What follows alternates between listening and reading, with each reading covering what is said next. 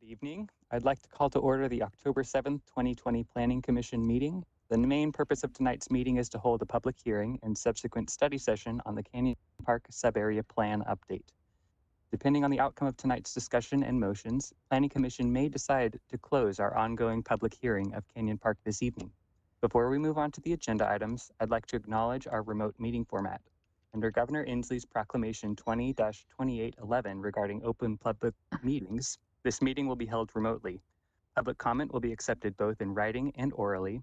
The Imagine Bothell notice, the city website, and tonight's agenda all provided information to the public for providing comments.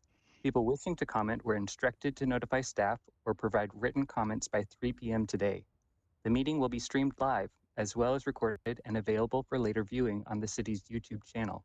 A call-in number was provided on the meeting agenda for members of the public who wish to call in by phone and listen live to the meeting. For our dial-in callers, during staff presentations, staff will make every effort to specify which materials they're referencing verbally so everyone can follow along.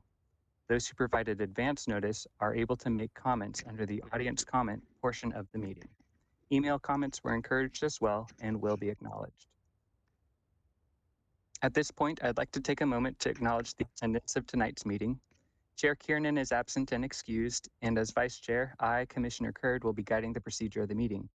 All other commissioners are present and accounted for, with the exception of Commissioner Pystrup, who is absent and excused. In addition, Community Development Director Mike Cotterman is in attendance, and Rachel Miller of Makers Architecture, the city's consultant. Steve Morikawa and Sherman Gong will also be present from the Bothell Department of Public Works. Lastly, before we begin, I'd like to reiterate some meeting guidelines for all attendees. Please speak clearly and pause frequently. Please state your name each time before speaking and mute your microphone when not speaking. If you're also streaming the live feed, please turn off the sound as there is a delay. For commissioners, at specific breaks in the presentation, I will be calling on members who wish to speak or ask a question. If you want to speak, please indicate that by holding up your speaker card or hand in the lower portion of the screen. I'll call you as I see them. It's going to help avoid the problem with two people speaking at the same time. Identify yourself before you ask a question, make or second a motion, or participate in debate. And again, please mute your microphone when not speaking. With that, we'll move on to the agenda for the first item on today's agenda. It's public comment. In keeping with Governor Inslee's Emergency Proclamation 2028 regarding open public meetings, the city has accepted visitor comment in writing, as well as accepted sign-up sheets. Obviously, no one is here. So let's see.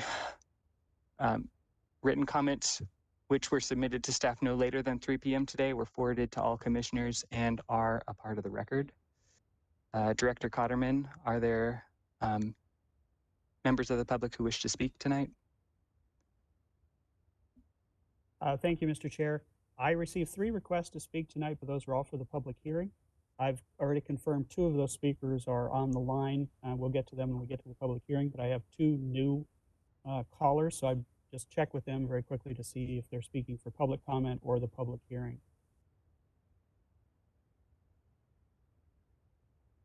So caller, area code 425, last 2 digits are 18. Could you identify yourself for me, please, and tell me whether you want to speak under public comment or public hearing?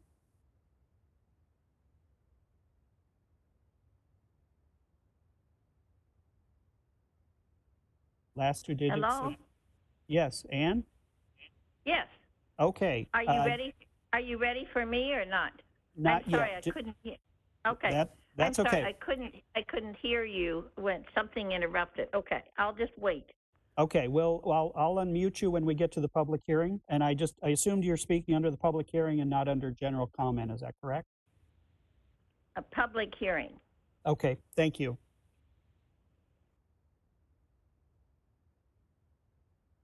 And then the other caller is area code 253. Last 2 digits are 81. Could you identify yourself and let me know if you're speaking under either public comment or public hearing this evening? Hi, Director Cotterman. This is Ian Morrison with McCullough Hill. I was planning to potentially speak under the public hearing, but not under the general public comment. Thank you. So I'll mute you right now as well, and we'll call on you when we get to the public hearing. Thank you. We have no one speaking under public comment tonight, Mr. Chair. Thanks. We'll move on then to approval of the minutes. So the September 16th, 2020 minutes were provided to commissioners, and I will solicit a motion to approve. Commissioner Valit, I move to approve the minutes of September 16th as written. Commissioner Olson, I second the motion. is there discussion on the table? I have two quick items that I would suggest. Under the public hearing, Travis Lynn represented Juno Therapeutics, a small edit there. And under reports from members, it was the Storm and Surface Water Master Plan update. But other than those two, I didn't notice any other errors. So we would need the maker of the motion and the second person seconding the motion to agree to those changes.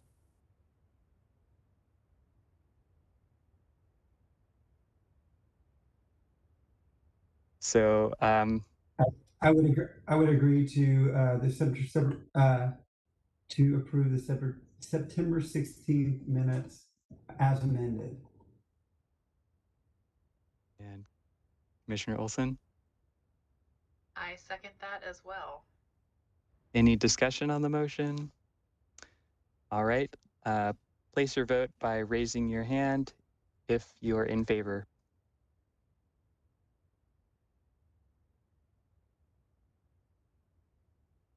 Okay, it looks like we have unanimous support. Thank you. All right, we will be moving on.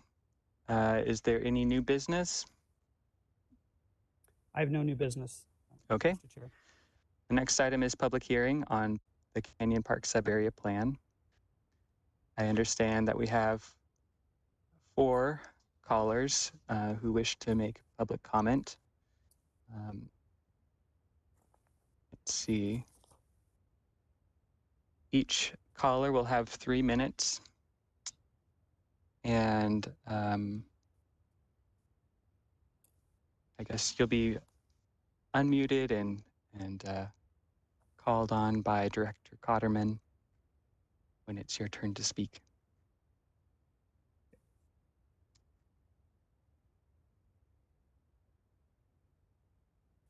So Ms. Martinez,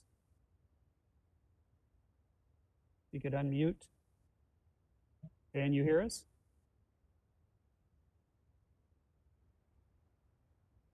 Erin, are you there? Yes, I'm sorry. Yes, I am. Okay, so your 3 minutes starts now. Thank you. Okay. Good evening, commissioners. My name is Karen Martinez, and I am the president of the Canyon Park Business Owners Association. Our organization represents over 60% of the businesses in Canyon Park. We have submitted a letter expressing our concerns with the proposed sub-area update plan. You may also have seen our editorial in today's Bothell Kenmore Reporter. I'm here tonight to talk with you directly about our concerns. First, I want to thank Commissioner Violet for raising questions about the Canyon Park business support for the plan at the last Planning Commission meeting.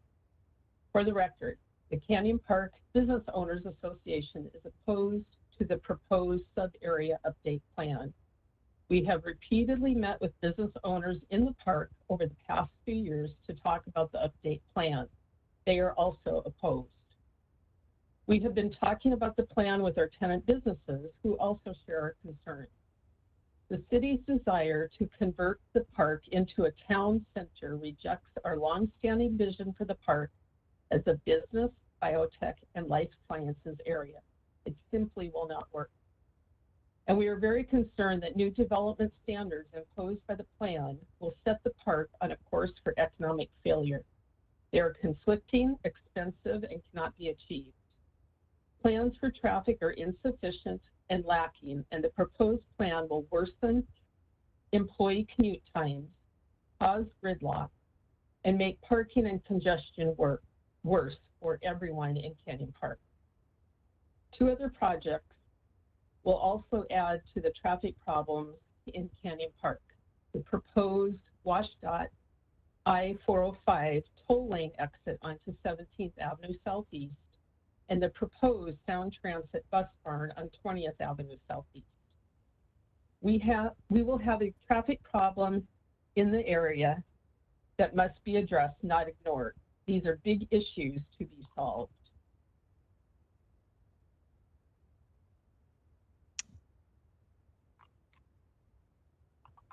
We continue to be very interested in working with the city. We feel that we haven't been heard, and we look forward to that opportunity to work with the city. Thank you. Thanks, Ms. Martinez.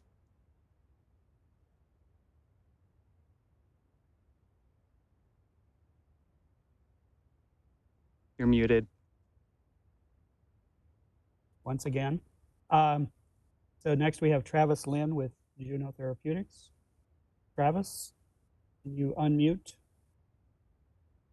There we go. Okay, took a second. Okay, we can hear you, and you have 3 minutes. Very good. Good evening, everybody. My name is Travis Lynn. I am the Capital Projects Manager of Juno Therapeutics at 1522 217th Place Southeast here in Bothell. I'm here tonight to follow up on my comments from September 16th regarding the timeline for implementation of the new Canyon Park Subarea development plan and its potential impact to our company site development. Last week, we wrapped up our patient week, where we heard the stories of some of the patients who have directly benefited from the personalized cancer treatments that Juno Therapeutics has been developing, testing, and manufacturing in Bothell over the last 5 years. These stories remind me how committed our team is to our patients, and this commitment also drives our leadership to provide a workplace with quality and utility to match that passion. With our rapid growth and 24/7 operations over these 5 years, we're now out of space and are investigating construction of a facility to provide our employees a best-in-class place to work, which will also help attract new talent to Juno and to the Bothell area. In addition, we've asked our architecture team to focus on design elements and building configurations that positively impact the neighborhood feel of our campus and surrounding areas. Not that long ago, we met with the city staff to get feedback on our design based on the current zoning requirements. It was an excellent conversation, and we're working to finalize our permit application documents with the goal of starting construction in 2021 and occupying the building in early 2022.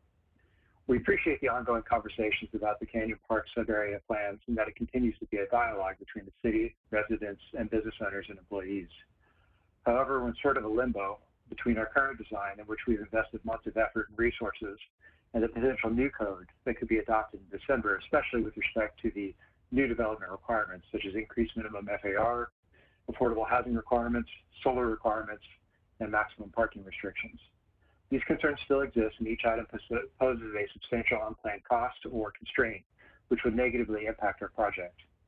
We have proposed a simple, targeted solution for projects and circumstances similar to ours that would allow for a transitory window for these projects to proceed under the current existing code if they meet certain criteria. We appreciate the staff recommendation to consider the addition of such a protection in the final Canyon Park development regulations. We strongly encourage the Planning Commission to review and approve this language, as the window will allow property owners to continue to invest in planning efforts without the fear that new regulations will render their plans infeasible. This will also help the city by ensuring that only a limited number of in-flight projects will fall within this window.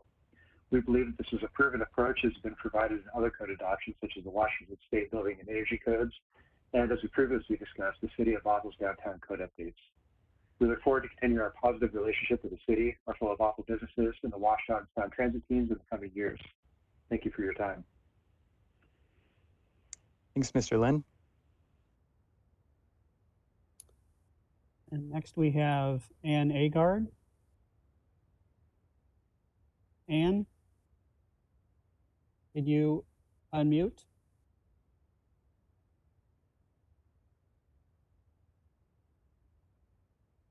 Ann, can you hear me? Nope. We're waiting on Ann. I'm going to turn the lights back on.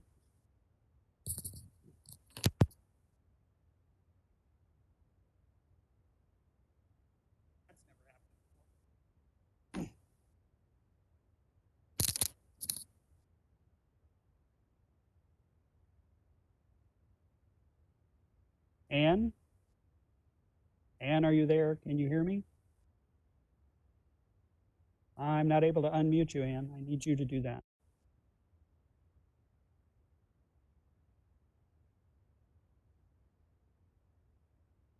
Okay, should we go on to the next speaker and come back? Okay. All right, so our fourth speaker is Ian Morrison, also representing Juno Therapeutics.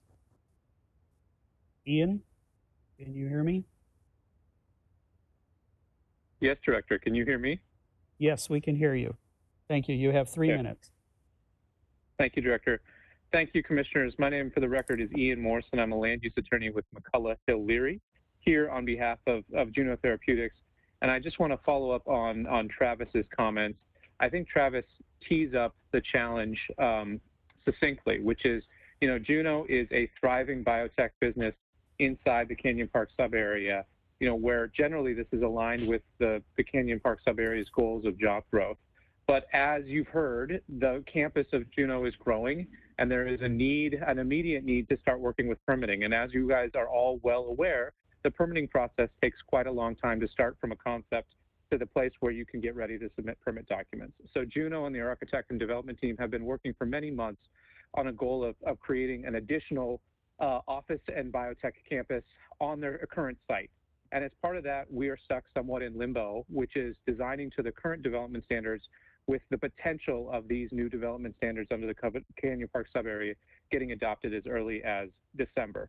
And that's why we have appreciated the conversation with Director Cotterman about some small, limited transition grace period, similar to what the city of Bothell did in the downtown code updates, which would allow for certain projects that are in circumstances like Juno's, where they've spent many months of time working on permitting under the current code, to allow to proceed under the current code if they meet certain criteria.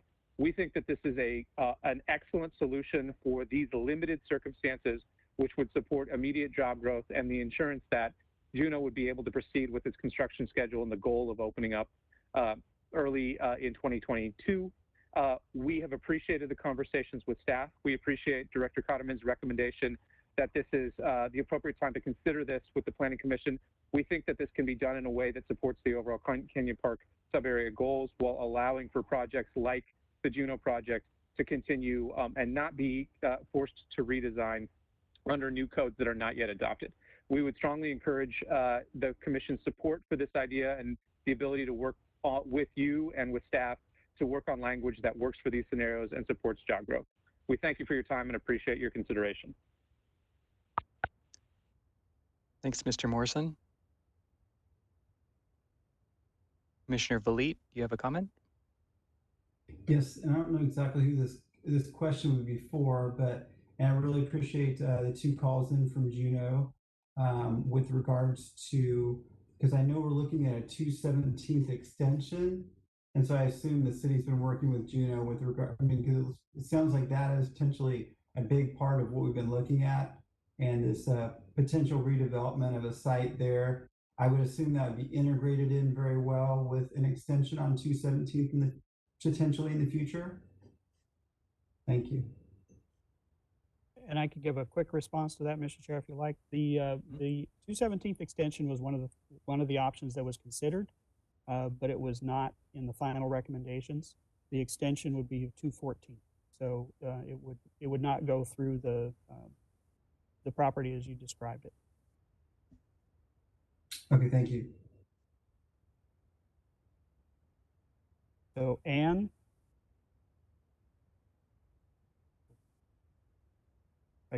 Commissioner Gustafson had her card up. I don't know if you want to go to her before we go to Ann.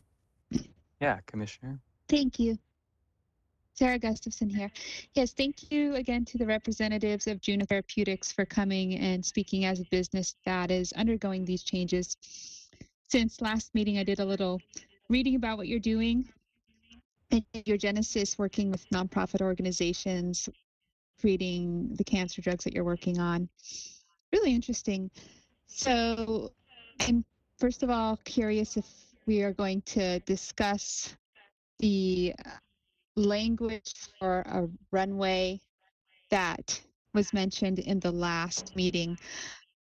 And I would also be curious how many other businesses are in this situation. That's a question for Director Cotterman. I think there's obviously a lot of benefits to creating some way for businesses to keep moving even when there's change going on. There's always uncertainty with COVID. It's uncertainty squared. However, I'm also curious about what Director Cotterman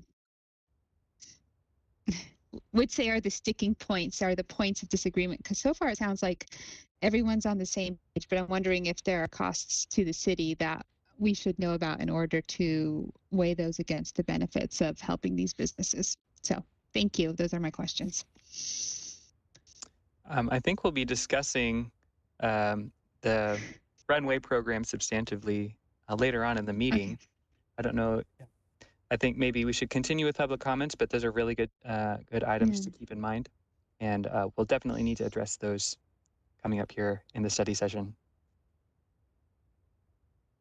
Okay, Anne, we're ready for you now. If you can unmute again.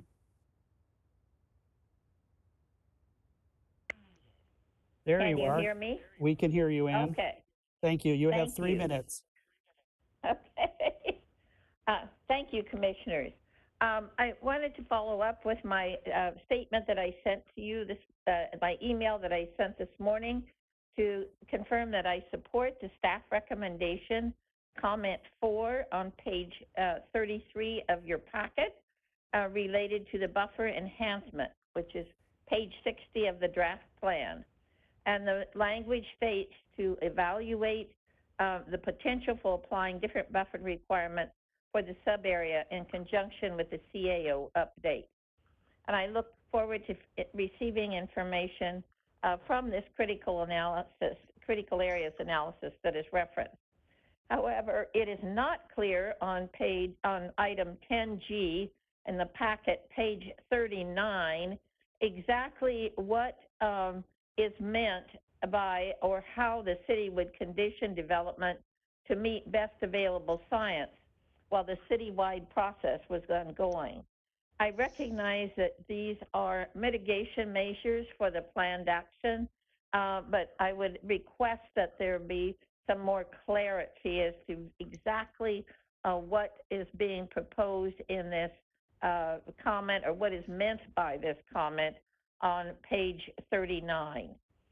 And then I included two attachments to my email, and I strongly encourage you to briefly look at the wetland mitigation, draft mitigation plan from the Department of Ecology. This will provide immense good material for you when you do the critical areas or ordinance update. It discusses mitigation sequences, buffers for compensatory mitigation, how local governments could set up their own mitigation banks. For example, the mitigation bank that Snohomish County has proposed, and it clarifies the fee in lieu process. It clarifies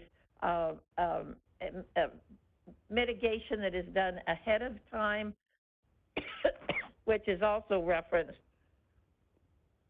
in the planned action ordinance.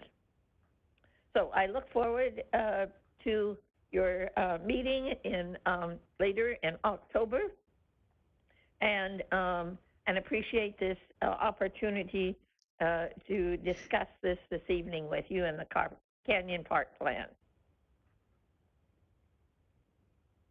Thanks, Ms. Agard.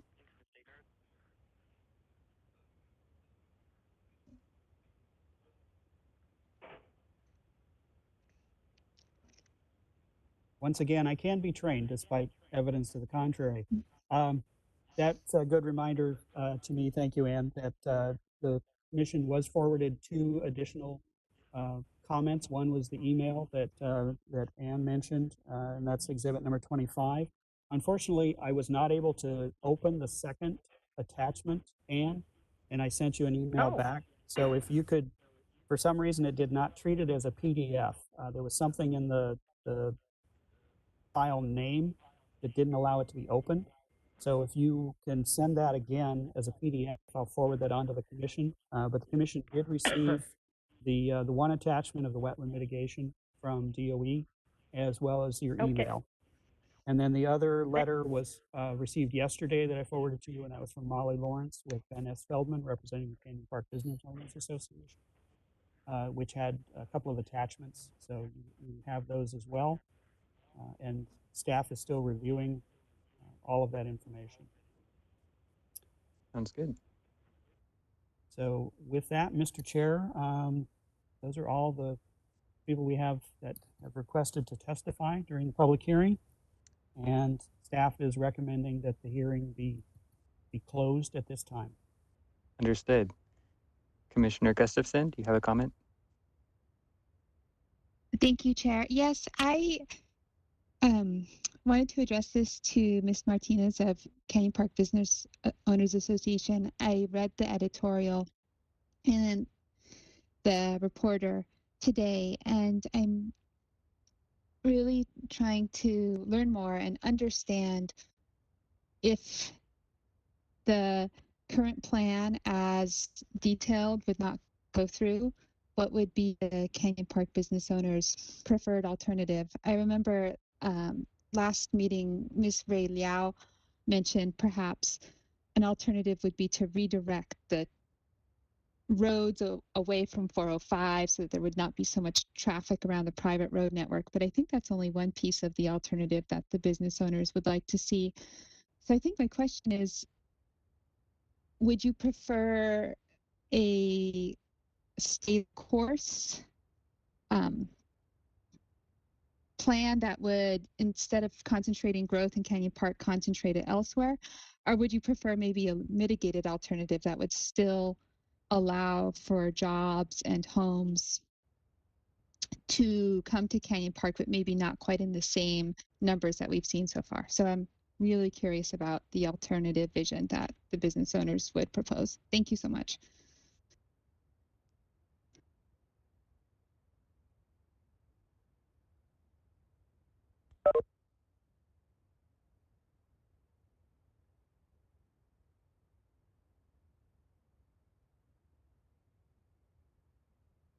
Mr. Chair, would you like Ms. Martinez to respond to that?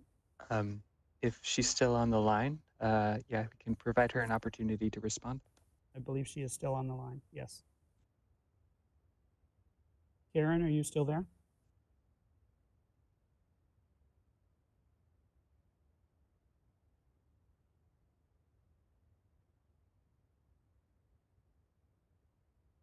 Karen, I cannot unmute you, unfortunately. Can you unmute?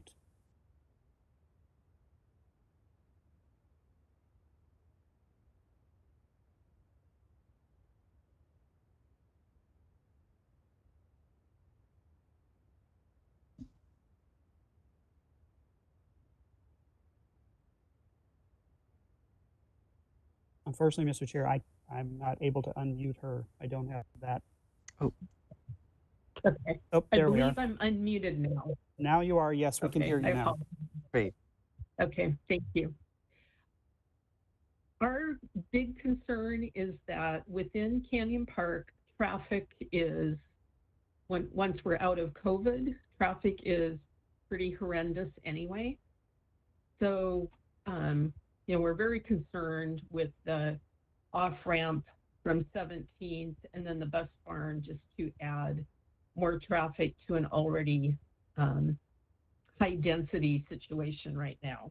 So we would like to see alternates. We haven't been given any alternate transportation ideas, but we're open. I mean, the hard thing is the Canyon Park Business Center is all private roads, so there's no police presence. And there's just a lot in that office park when all the businesses are back in 100%.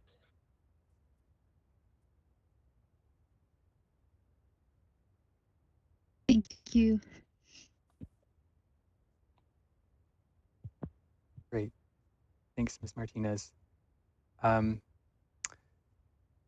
This time, think I'd entertain a motion to close the public hearing. We've gotten a lot of comments from the public. Commissioner Olson,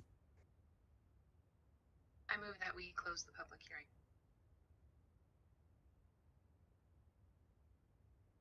Commissioner Vliet. Second. Is there discussion on that motion? Commissioner Alders? Thank you, Chair. Commissioner Aldrich's here. I would like to know, similar to Commissioner Gustafson's questions about what are the next steps for the Canyon Park Business Owners Association so that some of those questions and concerns can be addressed. So tonight's main agenda, the study session, is going to be on the implementation chapter with a secondary focus on response to public comment received so far. A lot of the public comment that we have received, as you're aware, have been duplicated several times over. And so one of the focuses of tonight will be to address those and hopefully clarify. From there, after we get a final draft together, we will be deliberating on that in order to produce something to send to the council. And the council will, correct me if I'm wrong, Director, but I'm thinking that they will have a period of public comment. And so further public comment will be directed to council on more of the umbrella topics of the plan before implementation. And Mr. Chair, if I could just add, I think you summed it up very well. If I could just add that we did attempt to respond to all of the comments that have been received to date, as the chair mentioned. Tonight, we're going to focus on those where we're still seeking specific direction from the commission or clarification. But if there are others that we have not identified for that and you would like to explore the responses in more detail, we'd certainly be happy to elaborate on those responses. So that may be where we can address, I think, some of the questions that that I'm hearing from the commissioners this evening.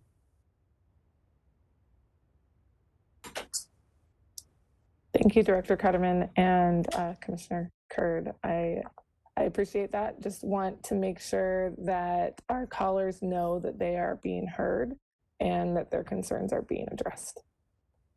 And so I don't know where we are in Robert's rules, but my discussion portion is complete and we can go back to the motion to close the public hearing. Okay, with that, let's vote. All those in favor of the motion on the table, raise your hand. It looks like we have unanimous support. With that, we'll close the public hearing on the Canyon Park Subarea Plan update for the Bothell Planning Commission. We'll move on now to the study session.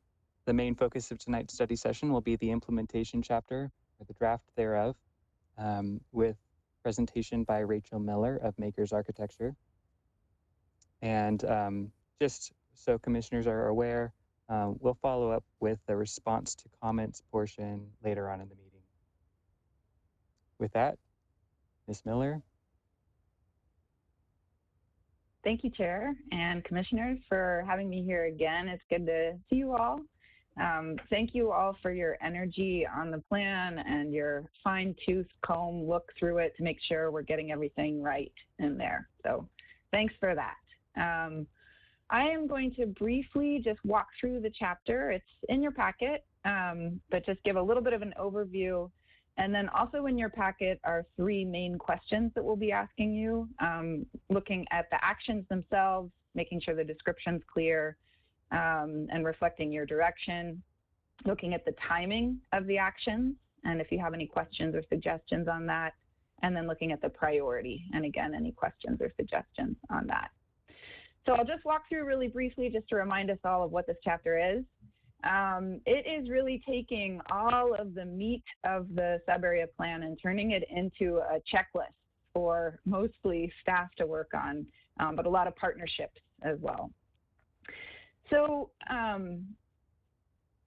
let me share my screen.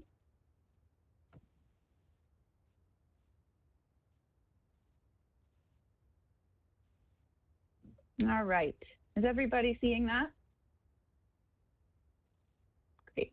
Could you make it just a little bit bigger, Rachel? Sure thing. For those of us who have older eyes, shall I say? Indeed. You know what?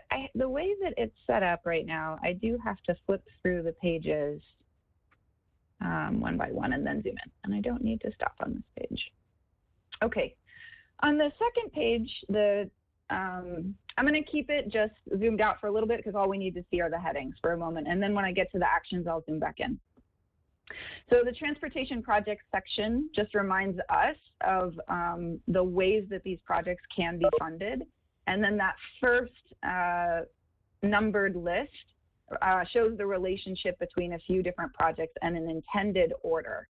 Again, all of this is just a plan. We can't predict the future. I'll zoom in a little bit because I see some of you leaning into your screens to see. So I was mentioning this numbered list. These are the big mitigation related projects and the order they might go in. Funding for these is opportunistic, and this is just a plan. So the order that you see and the timing that you see is an intention set forth, but it may not happen that way. We can't predict the future. In the short term, the big thing is the adoption of this plan and the associated regulations and design guidance that goes with that. And again, the major moves there are the change in zoning that really affects the Thrasher's Corner area and south of I-405 and the west side of 17th. Those are the biggest changes to zoning. The changes to zoning elsewhere, there were already high heights, there was already residential allowed. We're actually removing a residential allowance from large areas. So those are some of the big changes that are happening. And then the planned action ordinance is another big piece. Excuse me, my page flipped ahead. In the short term, and then a bunch of transportation, just starting on transportation things. Actually, I should also mention, because it's one of your interests, the equity impacts plan is also intended to be, or equity impacts analysis is also intended to start in the short term. Starting partnerships for transit-oriented development could begin in the short term and continue throughout all of the phases. The midterm would continue transportation projects as funding is available, with redevelopment, back of curb and street improvements would be required. So they might come in, many of them might come in piecemeal over time with redevelopment. And in the long term, again, just continuing transportation improvements to help with traffic congestion and pedestrian and bicycle priorities in the area. So as you're looking through the action chart, there's a little key on page 134 to help you. And because the numbering is slightly updated for the actions, we included this table of contents for the July 9th or July 15th draft of the plan. This numbering system keys you to these areas. So the first, I'm just going to highlight the major changes since the draft that you saw. These pull the actions directly from the sub-area plan and put them in a chart. They're organized by council actions and then policy and future exploration, and then if it's applicable, capital investments. So the first action that we have added is one on an equity impact analysis to really understand the impacts of this zoning on the population that we have and expect to have in the area. And for that analysis to then lead into a better understanding of the incentive program for development. There's a handful of actions we're deleting. as mentioned earlier, we are replacing this action with one about addressing it citywide. This is the buffer enhancement action, LUBE1. And let me go to the next page. If you are following along, I am moving to page 137. And then I'm going to skip that one because there are no major changes. 138, I'm not going to zoom in. There are just a handful that we're deleting just to simplify the chart. The city is already doing these things, or they're redundant with another action. And same with the next page. There is one clarification that we're making in the natural environment section. So it's action NECA5, just to identify the vegetated areas first, and then work on that. So it's a minor change clarifying the intent. And then skipping ahead to page 141, again, a minor deletion. Let me zoom into the wayfinding one. This is an addition. So TPBX, not numbered yet, seek funding for a wayfinding and signage plan. This is a new one that has been added. And then moving on to page 142, TPB307. This one to improve pedestrian and bicycle safety to access the transit station at the southeast corner of Bothell Highway and the I-405 intersection. We took another look at the pedestrian and bicycle plan that's in the sub-area plan, and this was one that we felt was important but hadn't been reflected on the map yet. So we've added that one. And then regarding TDM, transportation demand management, there is one action where we made a new first step to it, and that is to really understand what funding is allowed to be used for this. It's a big effort and will take a lot of resources. So the first step really is securing ongoing funding. So we added that to clarify that that really needs to happen first. And that is the last of the major changes. So now I'll just, do you all have this available to you and I could stop sharing my screen? Okay. I will stop sharing my screen and then just open it up to questions. Again, the questions are the actions. Did they make sense? Was the description clear? And did they reflect previous direction from you all?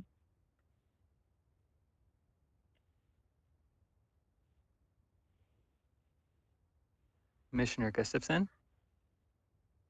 Thank you so much, Rachel. I think that this chart summarizes in very concisely what some of the issues we have brought up, especially around the equity analysis. My question for the commission is, do we feel like it's necessary to highlight the outreach piece? I feel like outreach and analysis go hand in hand, so I don't know if we want to put in that extra word there just to emphasize it to City Council that this is a main thrust of the plan.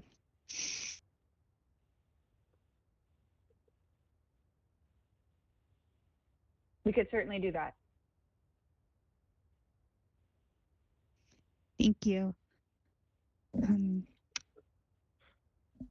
Is this, yeah, great. Is that the consensus of the commission as a whole? I'm seeing a couple of nodding heads. Great. Are there any other comments about the clarity of descriptions and the verbiage used? Commissioner Gustafson? Another big thank you for going back to, I think, January of this year, where a lot of people were talking about concerns about public safety on that southeast corner. So I'm glad that it made its way right into the center of the plan. Many thanks.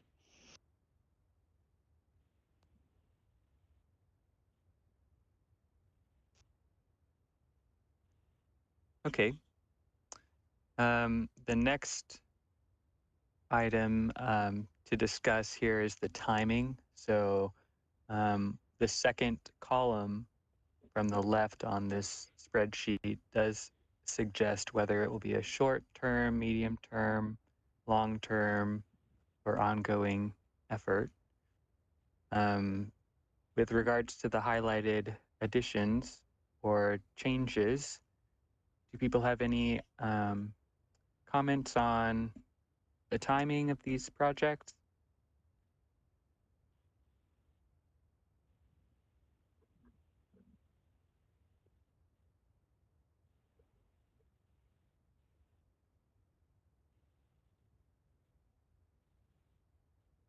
Yeah, Commissioner Valit? Yes, when something says opportunistic, how does that kind of fall with regards to where it kind of is ranked?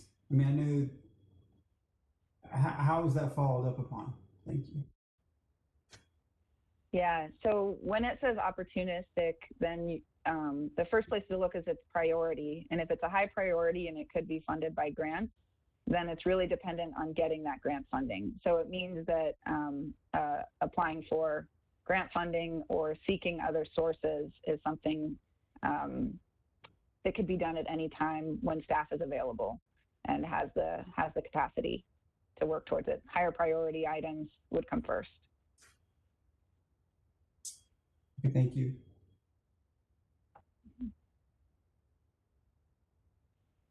Any other? Oh, yeah, Commissioner Alders. Thank you. And thank you for creating this guide, Rachel. That is just, it's for as complex as this plan is, the two different ways of looking at it, high priority and as well as OXC, I can't even remember the other code. The timing and the priority, just it's really helpful to make sense of it. My comment is more about the sheer number of high priority items that are in the plan, and the need for ordering them in some way. My understanding is that when I look at the list, they are in no particular order of high priority. It's not like they're ranked according to priority. And I'm wondering if there can be some guidance given to both the community and to the commissioners that help us better understand what order these things might happen in, and what, are there some things within high priority that have to happen before other things within high priority need to happen? So I would really appreciate that, and I think the community might as well. Thank you. Thank you. And I'll add that the opening narrative highlights any pieces that really have to follow one after the other. For example, 9th Ave really has to be improved before any 214th Street extension could happen. And then, for example, for transit-oriented development, seeking the partnerships, building the relationships first would be the first step before you might expect to see any development. Commissioner Alders. Thank you for that clarification. Is that also reflected in the order that it is written in the table? Or is that something that you have to go back and refer to in order to make that connection? So if they neatly fell into short, medium, and long, then the timing is reflected. But you'll see that some transportation projects ended up in the same phasing because of existing funding and existing transportation projects, and just the way that funding might work out and the constraints around that. So it's a little harder to see that. So then, yes, in that case, you'd have to look back to the narrative and see that that would be the case, that those relationships are described there. Mr.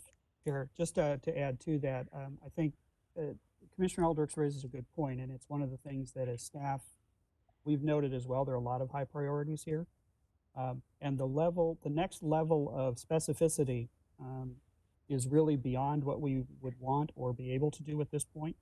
So this is really the level of detail and specificity that I think is appropriate for the plan, because we're going to be looking at these as staff as we do our work programs each year. And the determination as to which high priorities get done is really going to be a factor, be several factors involved. So we would we'll be sorting that out as we work through the different tasks that are identified in the implementation plan. I don't know if that helps, but that's generally how we would treat this this type of document. I think the important thing is Rachel mentioned there's the one project that the commission identified very clearly being the 9th Avenue improvements that would have to happen prior to any extension of 214. The others are going to be more a factor of what are the resources available. Are there other projects that are being done that are similar that these could be incorporated into at the same time? For example, is there particular funding that might become available at a certain time? So to some extent, there's a little bit of opportunistic ability, I don't know the right word there, but a little bit of that opportunism built into to all of these. So I hope that helps to explain a little bit how we'll process that. I saw cards up all over the place. I think Commissioner Gustafson and then Commissioner Vliet. Commissioner Vliet can speak first. I've spoken a lot so far, so I'll go next if that's all right. Thank you, Sarah, for yielding. On page 139, there's NE-BE-2. And I didn't catch it earlier, sorry, when we were talking about this part. I was hoping that we could maybe change the wording in the first column to identify, encourage, and incentivize solar or other alternative energy programs, if the other commissioners are open to that. And the reason I would use that word incentivize, I know we did get one comment from one of the businesses in the business park, a large business, and was concerned about any kind of requirement for requiring solar. I wouldn't want to discourage it. I would love someday to be able to look over from an aerial view and there'd be just solar panels blanketing the whole area. And so maybe there's a way to, as this progresses on, and because we don't have enough time to address it now, but just incentivize the development community to install this.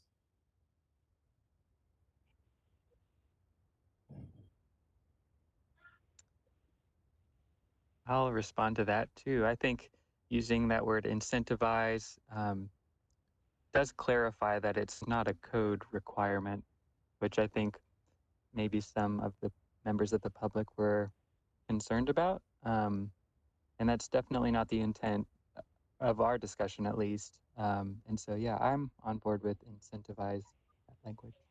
Commissioner Alders? Thank you. To Commissioner Vliet's point about that, incentivizing or adding that word incentivizing also gives direction to the City Council to develop the policies and the incentives that business owners in the park and developers in the park could be availing themselves of. So I am in support of that language, and thank you for proposing it, Commissioner Vliet.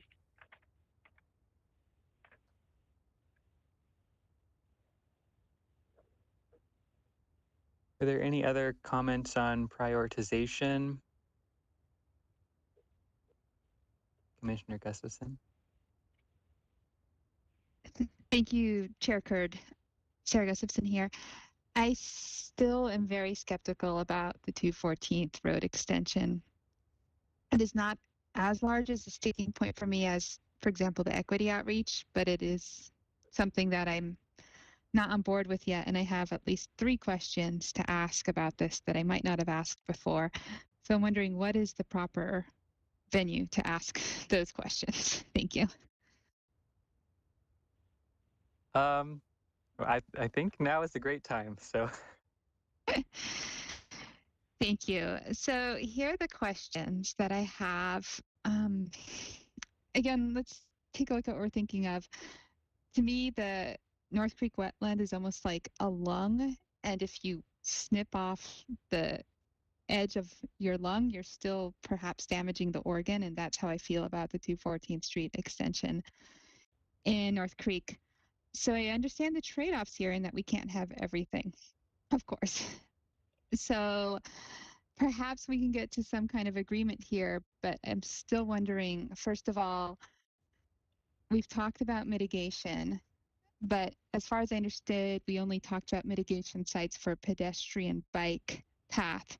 So if we're going to do a whole road, what would be the mitigation sites that we would eye for this? Would it be the ones that we discussed before? Is there even enough mitigation opportunities in Canyon Park or within the North Creek Basin to take it on? That's question number one. What would it look like? Second of all is SEPA. I think earlier this year, there were some temporary Canyon Park regulations that got stopped by SEPA.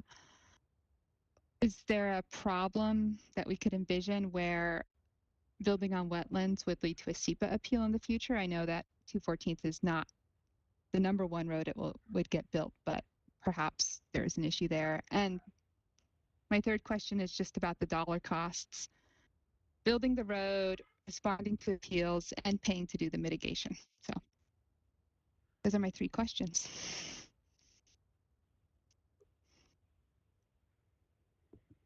So I can start with the mitigation one. We did have a ecological analysis, impact analysis, and it's an appendix to the sub-area plan.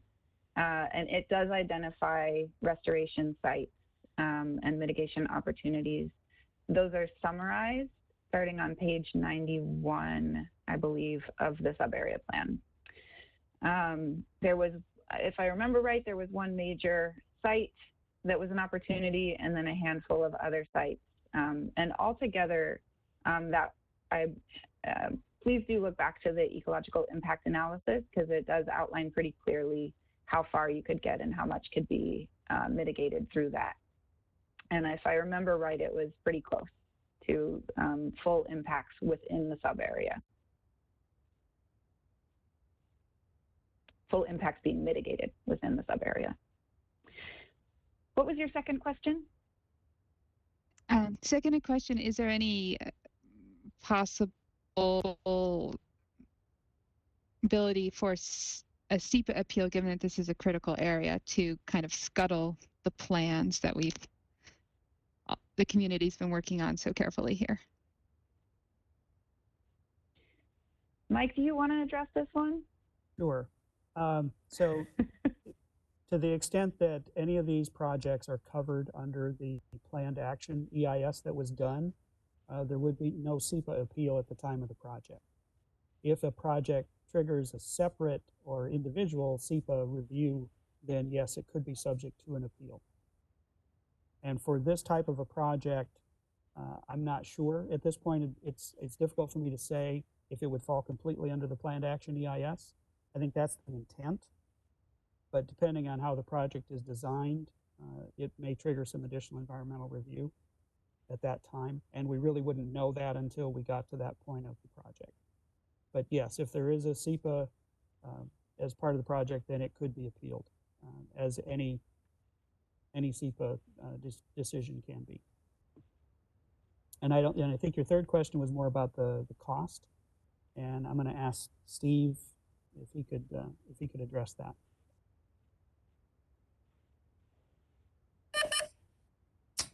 Hello. So the total cost of the projects that we have listed include, well, let me just start here. We have comprehensive plan projects that we still need to complete that were identified from our citywide plan for this area. Rachel them included that as part of the sub-area plan as projects that need to go forward. And then this plan itself created more projects in order for us to meet our level of service corridor requirements. The total cost of all those projects probably are in the order of somewhere a little bit above $100 million, okay, which is quite a bit. The bulk of those costs are in several projects. 214th is likely about a $20 million project, and part of that cost is getting over North Creek and mitigating the wetland. If it were just a road, it wouldn't be quite that expensive. 20th Avenue is probably on the order of about $20 million as well. It's also going through a wetland, and you're building a brand new road with a full cross section with bike lanes and sidewalks and everything. And we typically put trees and all that kind of stuff. So it's pretty expensive. 9th Avenue, although there's a significant roadway there, if you drive through there, it doesn't have bike lanes right now, and a lot of it doesn't have sidewalks. When you start putting sidewalks, you need to put curb and gutters, you need to take care of stormwater, so it starts increasing the cost. So that's likely about $20 million as well. Widening 527, a lane on each side. There already is a third lane in some areas, but we still got to get through intersections. We still got to do signal improvements. We still got to add turn lanes. Those are all fairly expensive. So that's probably about a $15 million project. Somewhere between 15 and 20, depending on what intersection improvements you lump together, because we've broken some of those smaller projects out. So those 4 projects right there are about $75 million, which is the bulk of it. You have trails, which are another few $1 million, North Creek Trail. We have the 17th and 220th intersection, which is a couple $1 million, and the interior intersections, 3 of them, which are probably a couple $1 million a piece as well. So yes, it is a cost. I will say this, however, and this is one of the things that we're trying to tell people, but it's very hard to grasp, and the business owners as well. We're at the point with this system, just with the geography out there, the existing roads, where we're situated with I-405, the fact that you have a state route going through there. There are a limited number of options to try to increase the system, which is why those extensions help quite a bit, because they add an additional place for people to go and get in and out of the area, which is fairly limited right now. We'd love to go to the east, but the grades are just really difficult to overcome to go to the east. The other thing you got to figure out is if you start looking at State Route 527, you know, we're going to have 3 lanes in each direction, which is fairly large. I'm not sure anybody wants to see a 9-lane facility out there. The only way you're going to really start taking care of traffic at that point to meet level of service is to go what I call into 3 dimensions. That's grade separated type facilities, which don't cost tens of millions of dollars. They probably cost hundreds of millions of dollars. So that's kind of what we're up against, and what our plan was to try to build ourselves out in 2-dimension as much as we can, and then start relying on transit, making sure we're pushing everybody toward transit, non-motorized facilities, bike and peds. And what we're really pushing is TDM, getting people outside of their cars and perhaps not even commuting if possible. Because the only alternative to trying to build our way out of it is to spend enormous amounts of money, which we don't have, and is really not sustainable. So we're really at the point where we're flipping and we're trying to get to other modes of transportation, because we've pretty much maxed out what we can do on the ground out there. I hope that helps. Yeah. Mr. Chair. Yeah.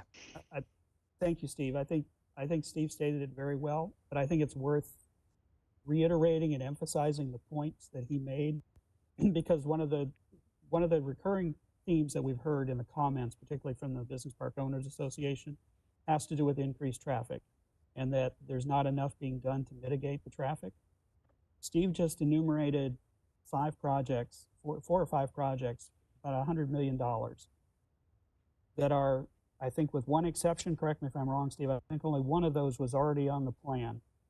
The rest are all new projects that are specific to the sub-area plan to address the growth that we're planning for. Not that we're creating as a result of this plan, but that we're planning for because it's going to come regardless.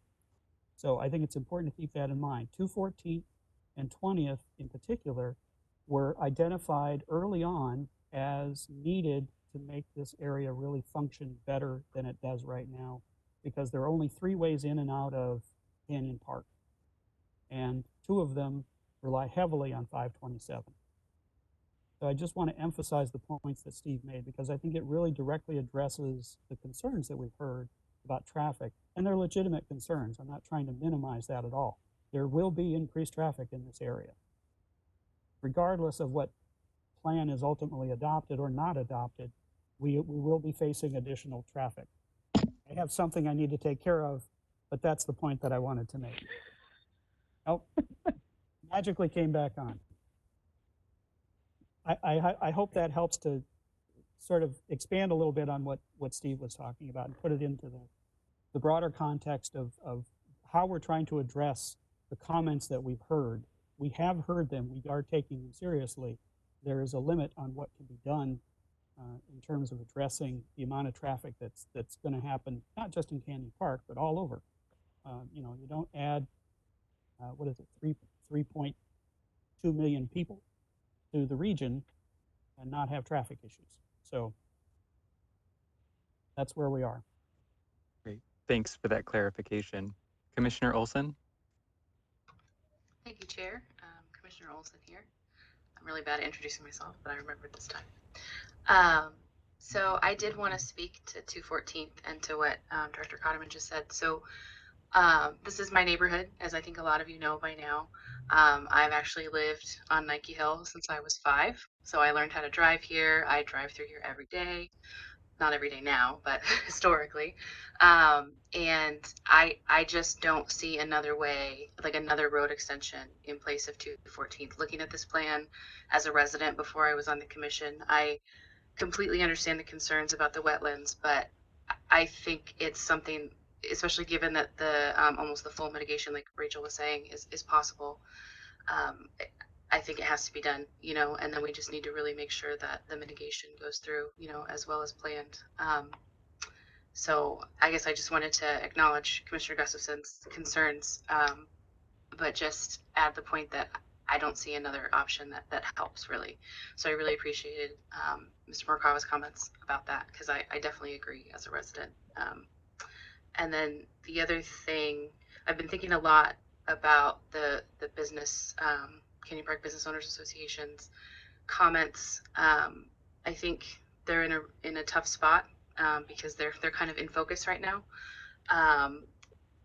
But I agree with Director Cotterman that these residents are going to come no matter what. And I think one of the only ways we're going to really do it in a smart way is to build people a complete neighborhood to try and take part in, to reduce those trips, to make sure that people aren't on the roads as much. Like that's going to be a big part of how we handle this growth.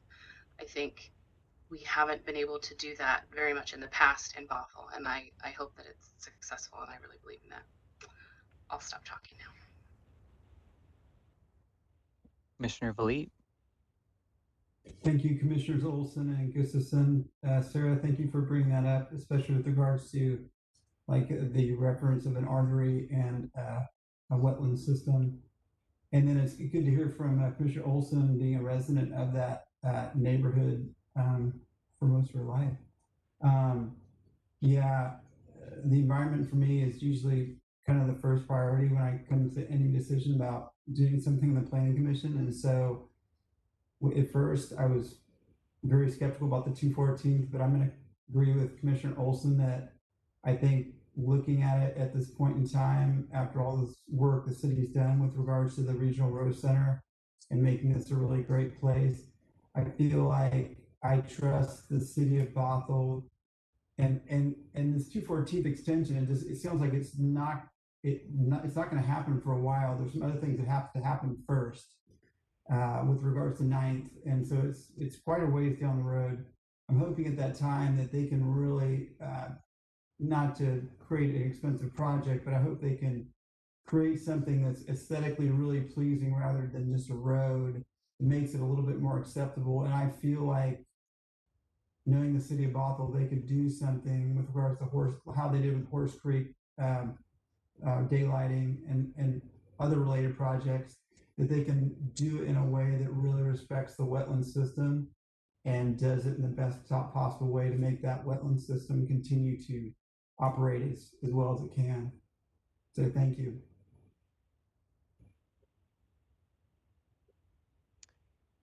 Yeah, I'd just like to maybe take a moment to piggyback on Commissioner Valid's comments. I think that Bothell has a history of taking on some really complex natural resource projects, protection projects. I can think of the wetlands in North Creek, where now we have hundreds of thousands of of new avian neighbors. So there are a lot of really difficult things that the city has really taken a creative approach to, and I think maybe this could even be an opportunity. I, like Commissioner Gustafson, I was opposed to 214th at the beginning of our discussions and deliberations.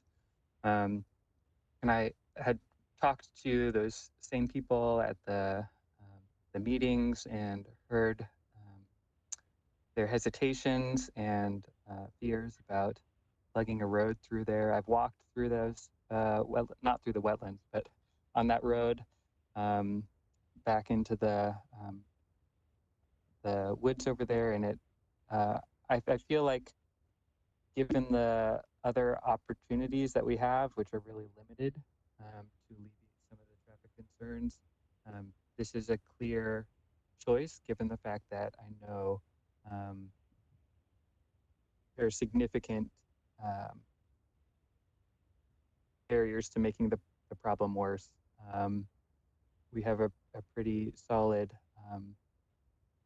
plan for wetland mitigation. We're going to be updating critical areas ordinance. I feel like just looking at the public hearing, or the public hearing that was conducted recently, we've gotten a lot of comments from really passionate community members who care about the natural environment and wetlands in particular.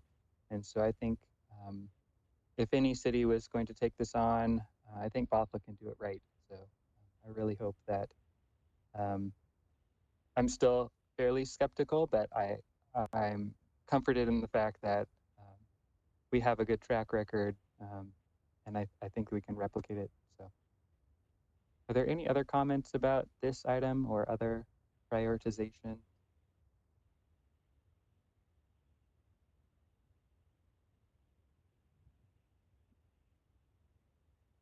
Yeah, Commissioner Aldrich. Thank you, Commissioner Curd. So Jenny Aldrich's here, and my question is, if I'm recalling correctly, the timeline for the improvements on 9th is actually quite a long ways out. And so we're talking about improving or extending 214 after 9th. But am I remembering correctly? I'm sorry, there's dishes being unloaded behind me.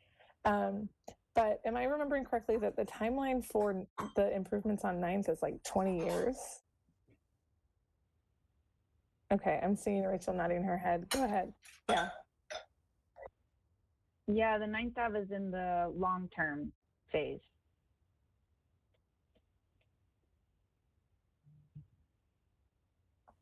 Okay, thank you for that. Speak to that a little bit, Michael? Yes. Rachel?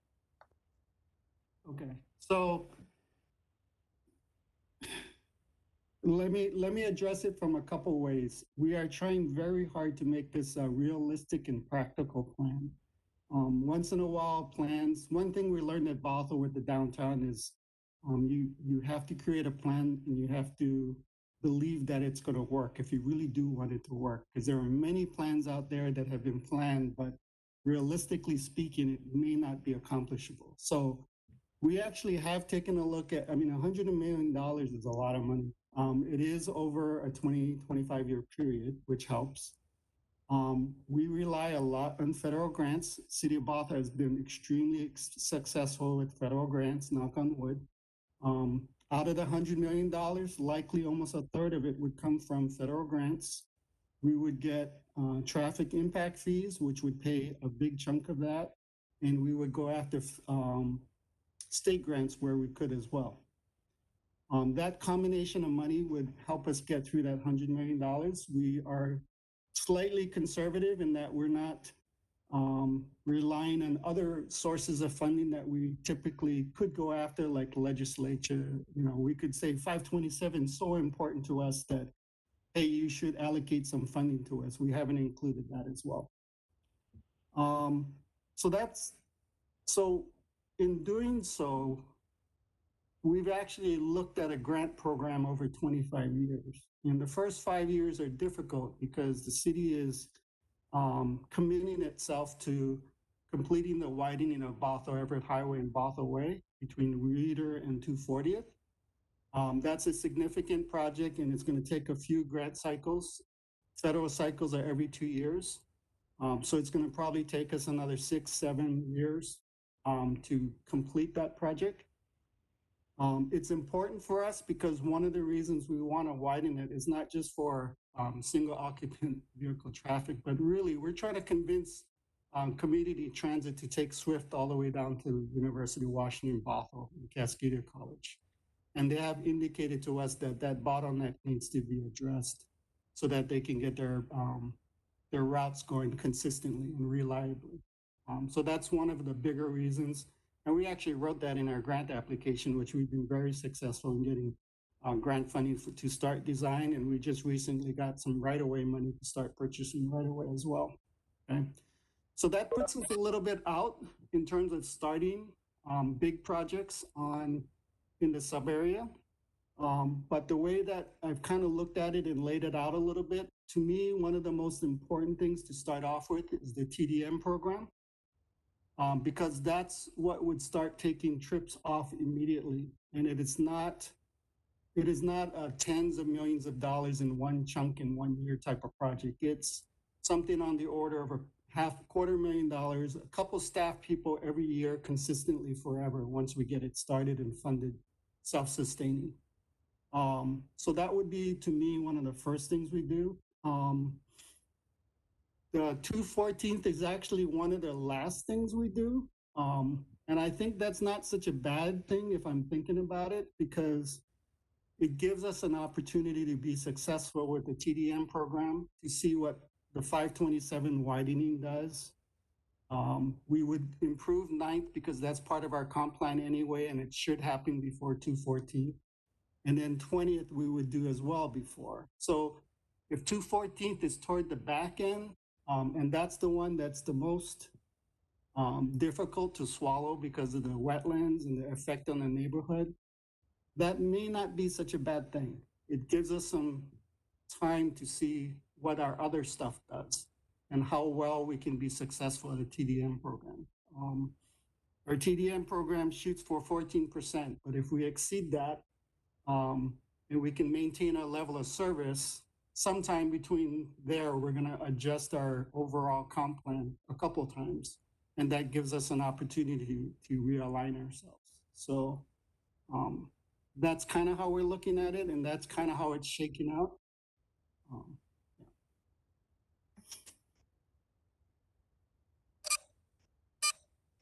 Oops.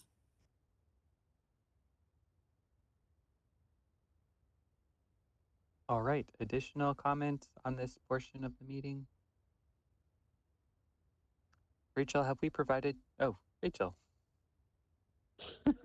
If I could add just a bit to what Commissioner Olson said earlier, she mentioned that the area is growing anyways, and that this plan sets forth a vision, a cohesive vision for a complete neighborhood. And I just wanted to emphasize that that is what we heard loud and clear when we were listening to Life Sciences Washington and the representatives from the businesses that we met with during our workshop with them a number of months ago.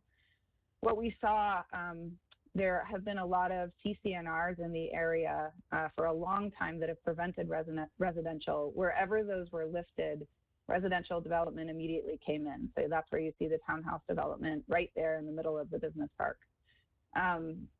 So the zoning that we're proposing in the sub-area plan is meant to protect that business park and let it function as it has wanted to, while also gaining the amenities that it's talking about. Their big dream is to be an innovation hub. And when you hear these representatives talk about what they want, I mean, they're talking about innovation hubs all around the world, and they want Bothell to be that.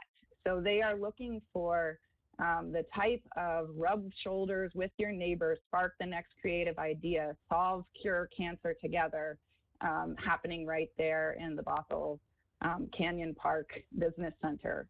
So I'm just trying to echo what Commissioner Olson said, that a complete neighborhood does take thoughtful planning.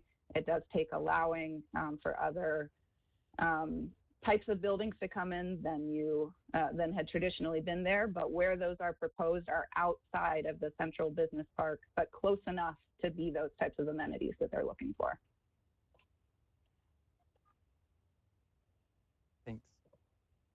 And have we provided you enough information with the prioritization and the timing and clarifications on the descriptions?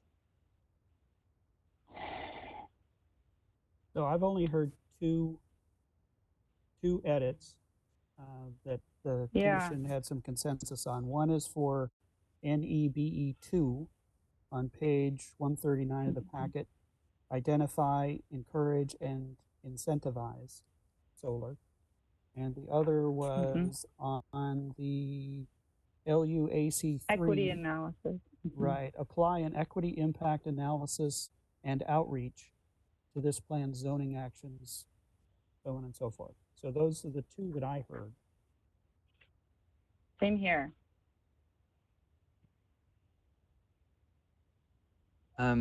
One item that maybe, I don't know if this matters or not, but on packet page 23, the Subarea plan page 142, the highlighted new action TPB307, head bike safety access to the transit station. I understand, I guess it was a council meeting several weeks ago, that there will be pavement improvement and I guess whatever PCI, pavement quality improvements to that intersection. And I'm wondering if this is a short-term item that has super high priority. I'm wondering if that needs to have sort of a precedent with Public Works earlier on than maybe even when the draft plan is presented to council, or if that's something that this prioritization would capture before we spend funds on new pavement and pavement restoration or reconstruction, partial reconstruction of elements of the roadway section. The safety improvements, we're not sure what they look like yet. It's still very preliminary, but if there needs to be conjunction there. Mr. Chair, I think your microphone is moving away. Sure. Thank you. You were fading there toward the end. I'm not familiar with the project. Steve, I don't know if you can address that, if this is a project, and certainly if there is a project going on, we'll see if there's a way to incorporate something into it, if it's possible at this point. Chair Curd, would you please repeat what you heard? Sorry, about the pavement restoration. So maybe a little too close. Sorry about that, everyone. Several weeks ago at council meeting, there was a presentation from Public Works on pavement quality and crack seal, that sort of stuff. And one of the figures in the commentary was a figure that showed areas of the city that would be targeted for updates and improvements to the road sections. One of the areas is on basically 228 and 527. And that area is not really conducive to safe pedestrian and bicycling infrastructure. I'm wondering if this element of the plan kind of works in concert with Public Works current stuff, or if it needs to be changed around. Okay, that's a great question. You would think overlaying a road would be conducive to putting sidewalks and bike lanes and everything. If there's sufficient pavement there, that is something that we consider. As an example, let's say the pavement extends 10 feet, there's a shoulder 10 feet wider than the actual driving lanes. If a bike facility like a buffered bike lane or a regular 5-foot bike lane was planned there, when we did the overlay, we would come through and we'd, nowadays we're getting better at it. We would determine whether we could put bike lanes on portions of it where we could make that achievable. That's not always the case. If we have to widen the road by putting more pavement down, what typically happens is it triggers stormwater requirements. An overlay by itself won't trigger stormwater requirements because it's not necessarily adding impervious surface. But once you start putting 5 lanes on each side of a road over half a mile, you start triggering stormwater requirements, and all of a sudden it's not an overlay project. You have to find funds for bike facilities. Sidewalks are a little different. Where there's sidewalks and ADA ramps within overlay area, we are required by law to update all the ADA ramps, and there's a very specific requirement. Typically, if your pavement crosses the crossing, then you have to take care of that ramp. That doesn't mean if there is no sidewalk there that we have to install sidewalks, because there's no ADA facility there again. And typically, because paving money is so short, as well as sidewalk money, we have to make sure we take care of our buckets, so we're not spending paving money that the council wanted the money to go toward preservation of roadway and spending a lot of it building sidewalks. So we will look at it if we can, and if we can get it done by striping and minimal cost. But if it's going to cost us hundreds of thousands of dollars more because of stormwater requirements, building a curb, and then building a sidewalk, we just don't have the funds to do that. Most of the 228, sorry, I'm going on very long. The 228 corridor, we have been very successful in getting federal grant money for pavement preservation. So we are likely to proceed on schedule to do that, to take advantage of that. We pretty much get a 1-for-1 buck out of the federal grant. So even if we can't install sidewalks or bike lanes, we're probably going to go ahead just to take advantage of that leverage of money. Understood. Thanks. Okay. If there are no other comments on this portion of the meeting, I think we should continue on to the next section, which is responses to comments provided thus far. So, Mr. Chair, if I might suggest, we're about an hour and a half into the meeting, and this next section could consume a fair amount of time, so it might be a good time to take a break if the commission would like to do that at this time. I'm seeing a couple nodding heads. Let's go ahead and take a 10-minute recess. We'll resume at 7:38.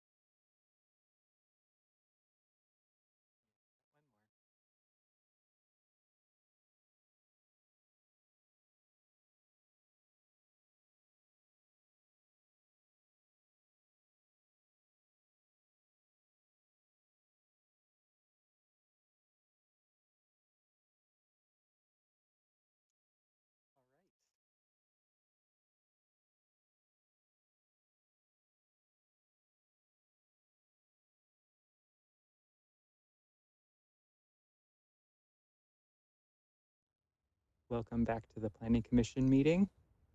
For this next portion of the meeting, we're going to be discussing responses to comments thus received in the public hearing portion of Canyon Park Subarea Plan Update.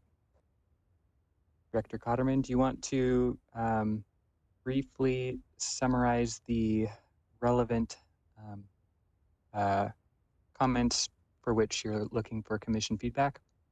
Yes, thank you, Mr. Chair. So there were 7 that I mentioned in the memo that went to the commission, and I'm going to attempt to share my screen. Just realized I have way too many of them open. Let me see if I can find the right one.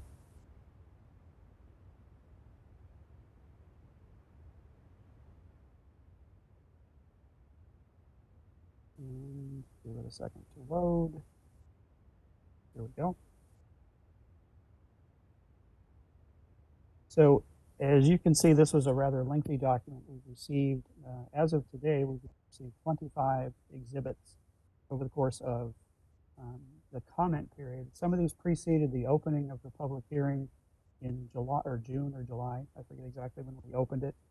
It's been a long public hearing, but it's been a very fruitful public hearing in terms of the comments that we've received. What we attempted to do in this summary of responses is to provide the commission with information about how we think we've addressed the comments in the draft plan or the code or the planned action ordinance, or if we've not been able to address it for whatever reason, or if we felt that we need some additional direction. And those are the ones that I'd like to focus on this evening with the commission. As I said, there are 7 of those, and once we get through those, if there are additional comments or responses that any of the commissioners would like us to elaborate on, we'd be happy to do that. If there's some specific ones that I want to make sure we get some direction back on this evening. The first one is under Exhibit 1, Reference 1A, and this is a request that came in a few times from Roger Belanich, and he also testified before the commission, and he was asking for an additional height beyond what's currently proposed. So the current proposal is for a base height of 65 feet in the office residential high zoning category, allowing up to 85 feet under a bonus provision, which we have not yet established what the bonus provision might be, but we've talked about some different options, and we're still working on that piece of it. What Mr. Belanich is referring to is that under the existing code, non-residential uses are already allowed to go up to 100 feet. Residential has a limit of 65 feet, which is what we were using in this case.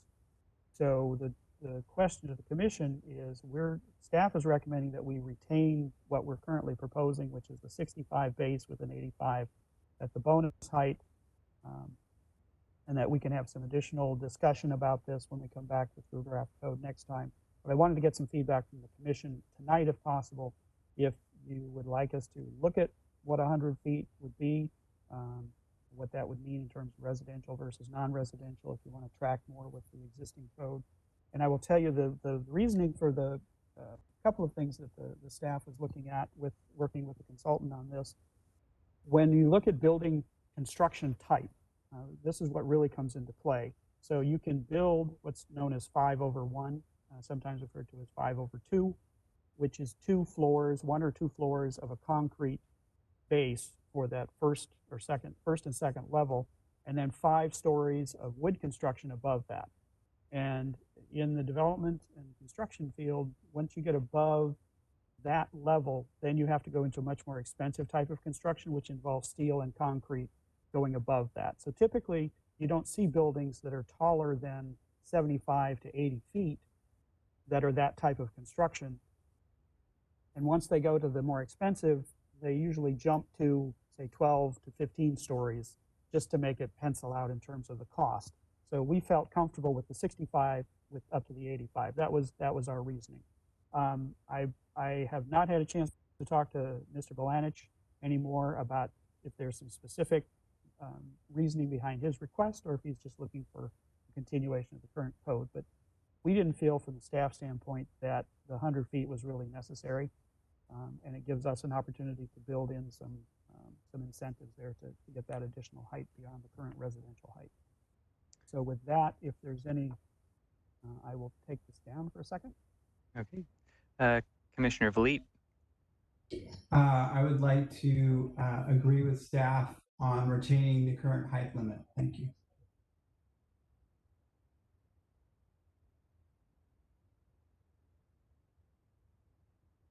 Does anyone else have any strong opinions about this?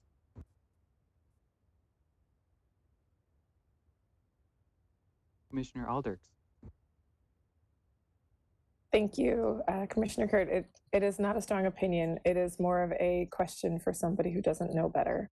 And that is when, and this might be too big of a request, but if we were to get some like visuals on what a 100-foot building were to look like in comparison to what we're talking about, just to give us a visual sense of the difference in height that we're talking about.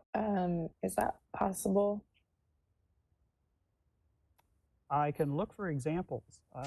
Like I said, typically the difference is, say, between 75 and 120 feet. But I can see if we can find some examples. Thank you. Mm-hmm. Well, and sorry, Jenny Aldrich again. And if you were to maybe like conceptualize it in how many stories are we talking about for, 60, 85, 100? It really depends on whether it's a residential or an office type building. So for residential, it's generally, rule of thumb is about 10 feet per floor. For office, it's a little bit higher. So for a 100-foot tall building, you might have 10 floors of residential, and you may have maybe 8 stories of office. Okay, thank you. That's helpful. And what is the max building height in the sub-area plan right now? Is it that 60 feet with the bonus of 85? In the draft proposal or in the current sub-area? Sorry, thank you for clarifying. The draft. The draft proposal is for 65 feet as a base, so that would be allowed outright, and then allow up to 85 feet, but only by doing certain additional incentives that would be identified. And again, we've talked about what some of those might be. Maybe affordable housing, it may be providing additional public gathering space or something like that. Okay, well, thank you very much for the clarification. Certainly. I'd like to note that here in Bothell especially, a lot of the height elements of plans for new structures is guided by fire code. And so if there's not clear fire access to all portions of the building, all sides of it, height is fairly restricted by those codes too. And so I'm confident that the current base height and bonus height of 65, 85 is it's fine. I'd like to see higher, but realistically, I don't know if that would work with fire code the way that developers would want to pencil their buildings out, so with cost. That's a good point. As you get into the taller construction, and in addition to the construction type, you also have additional fire and building code requirements. So just as an example, if it helps at all, one example, this isn't a 100-foot tall building, but if you think of the buildings that are in downtown, the newer buildings, particularly the mixed-use buildings, those are generally around 65 to 70 feet. I'll confirm some specific heights for those, but because of that type of construction, they may be up to 75 feet. And those are mostly 6-story buildings.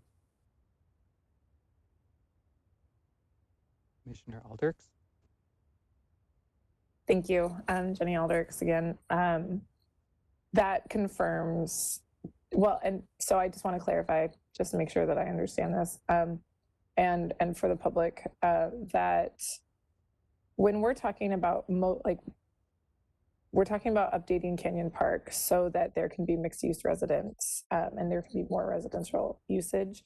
are we talking specifically about the types of buildings that we see downtown and similar height buildings and usages in this part of Canyon Park? And so this would be familiar territory for us as members of Bothell to see this type of development happening in this new area. And I would say the short answer to that is yes, in portions of the sub area. So really in those areas that Rachel has identified previously is where we want to create that neighborhood feel, where we have the mix of uses with some ground floor retail and then residential above that. And those are in fairly limited areas, primarily along 527 and I think 17. The area that Mr. Blanich is typically referring to is between 20th and 527. And that's an area that was previously planned for 5 or 6 office buildings that I can go back and see if anybody remembers. I don't recall if those were 100 feet. Frankly, I'd be surprised because I think they were 6 stories. And the latest proposal that we've heard, and it's not a firm application, but just a proposal, would be for residential rather than office in a similar configuration. So in that case, there wouldn't necessarily be a mix of uses. It may be all residential, 6 stories of just apartments or condos. Does that answer your question about where those? Yes, I think so. And so it specifically states that this particular area that that Blanich is writing in about would become residential, and we're talking about similar height residential buildings, and the option of maybe extending it taller, but I guess the next question then is, what would the process be and the reason? Well, okay, you mentioned that about heights. Sorry, I'm figuring it out. That perhaps developers may wish for like a high-rise residential at some point or someplace in the city, maybe perhaps this place. And we're talking specifically here about limiting that so we are not having high-rise residential in that particular area. That's correct. And part of the reason is we didn't analyze that. Correct me if I'm wrong, Rachel, but I don't think we analyzed any high-rise in any of the sub area. That's correct. I think we also need to confirm which property we're talking about. Yeah, he's talking about there's a lot of this area that was not at 100-foot height. We'll double check. We could come back and talk more about that later. Yeah. Yeah. We'll come back with more on that at the next meeting. But generally, we needed some direction on whether you wanted to consider additional height. And that would apply in several of these areas, actually, where we're looking at a base height of 65. So he's actually talking about a couple of different areas here. I've noticed in the notes. So the first one is between 17th, south of 220th. So that's really the area along 17th, which would be the primary street, I think one of the primary streets that we've identified. So that would be a required mixed-use area, and it could be office or residential. Is that correct, Rachel? That is correct. And if it's west of 17th, then that area is already zoned for only 65 feet. So he's asking for an upzone then for that area. Right. The existing zoning. Yeah, and we did not analyze that. Yep. And then the next one is actually talking about the area at the southwest quadrant of I-405 and Bothell Everett Highway, which I think is where the Hilton Hotel is. So, and again, that's a mixed-use zone that we're looking at there, office, residential. I don't have the map in front of me. Double check that.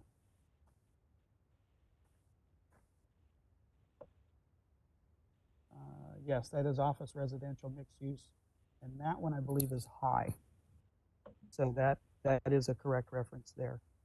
So, and again, that does not require a mix of uses because it's not on a primary or neighborhood center street, but it would allow for a mix of uses in that case. So it could be all office or all residential or some combination. unless it's within the buffer around I-405 where sensitive uses would not be allowed. Correct. Some of it would be. So some would be within that air quality buffer. So it would only allow for office within that part of it. Okay. So generally what I'm hearing from the commission is you're comfortable with the proposal right now at the 65 base height and then 85 under some sort of bonus or incentive system. Okay. So go back to, I think I've got a lot to scroll through because if I recall, the next one is quite a ways down.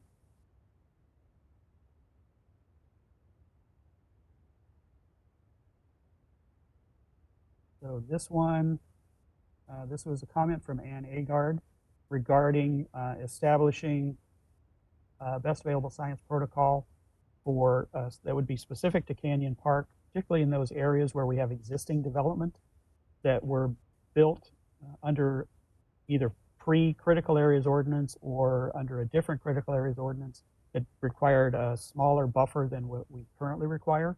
So it's looking at a way to recognize the existing condition and achieve a same level of value and function without increasing the size of the buffer, if that's a feasible alternative.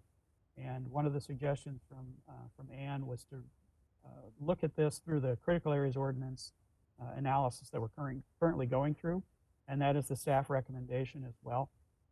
We spent quite a bit of time among staff and consultants talking about this and really looking at whether this is something that might be feasible to do.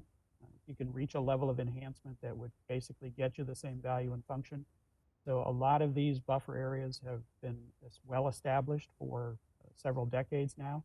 They're probably actually functioning at a fairly high level, but whether that would be enough or if it could be enhanced to achieve what would currently be required in a equivalent wetland buffer size is something that we want to get more information on. So we're recommending that we keep the information that's in the plan, the narrative part that really explains the issue and the situation, because that's relevant, just factual information, but that we change the the action to evaluate the potential for applying different buffer requirements for the sub-area in conjunction with the CAO update. But obviously, this is something that would come after adoption of the plan and the regulations. So we'd still be under the current regulations until then. So we just wanted some direction from the commission. If you're comfortable with that approach, we'll still have a chance to take a look at this and bring more information back to you through the critical areas process. We'll stop sharing.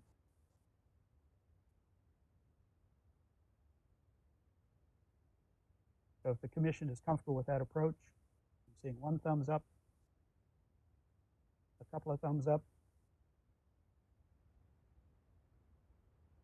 a lack of thumbs in some other areas. There we go. There's another thumb. Commissioner Alders. So Jenny Alders here. I would say that I am in generally support of that plan, but I do think that if I'm understanding correctly, that this is proposed wording that is here, and I think that the wording could be clearer to communicate what the plan is. Would you have some suggested language there, Commissioner Alders? I would. I apologize for sound in the background. It is evening and there are people at home. So thank you for understanding that. If you could hold one moment, please, while I... Go ahead. As soon as I stand up, they're going to come back on, maybe. They have before, not this time.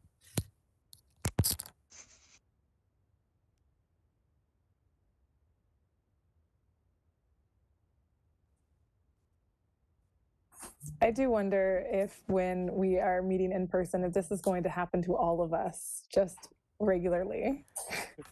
I wouldn't know because I've never experienced a planning commission meeting in person. Okay, sorry about that.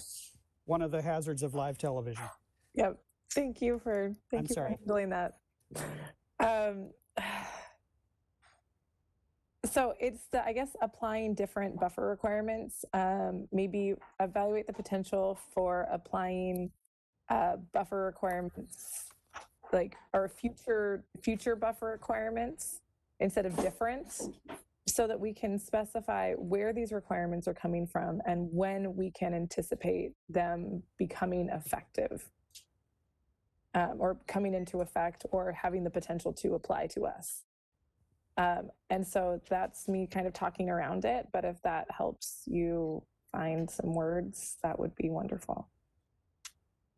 How about if we say evaluate the potential for applying alternative buffer requirements?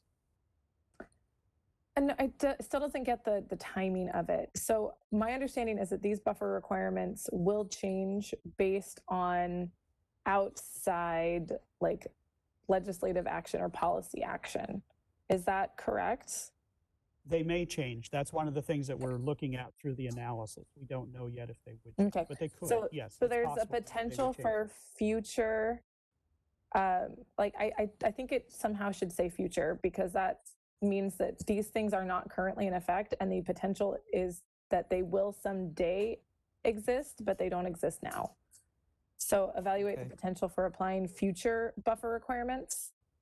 And I realize that could then maybe be twisted to say something to the effect of, well, it's not we can't apply, and I don't know how people would twist it, but I do want to make sure that we recognize that these requirements are not currently in effect and may someday be in effect. Okay. And I think part of that is conveyed through the use of the word potential, and also the fact that it would be in conjunction with the CAO update, which may not be obvious to everybody, but right, we know that's coming. So, but I hear you, and I think we can certainly say applying future buffer requirements for the sub area. Just to be clear, though, those may be different than what we identify for other parts of the city. That's really what this action is about. I would assume that, that if we're talking about evaluating potential changes, that those changes would be different than what are currently in place. But it's good to evaluate and know if they're the same or if there are changes, and then be able to decide which, have the conversation about what to pursue. Okay. Okay. We'll change that to future. Is that? Thank you for allowing me to be pedantic tonight. Appreciate it. Good word. Good use of that word. I didn't hear if there were any other comments, or is the rest of the commission okay with that change? This is a specific wording change to the action, so it's going back to what we just spoke with Rachel about. Okay, I'm seeing several nods, so I will continue on, and we will make that change. Rachel, you get the note for that change in the actions? Rachel? Note. Yes. Oh, there's Rachel. Yes, okay. I got that note. Thank you. I was also trying to fill the time while I'm scrolling down here. I knew there was a big gap in here somewhere between the green.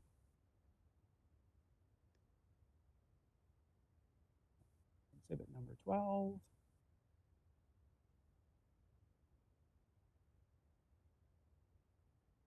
Oops. Now what have I done?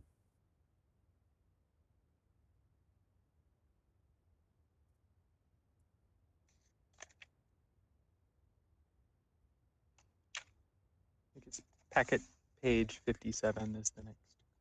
57, thank you. Almost there. There we are. Actually, we've got a couple on that page.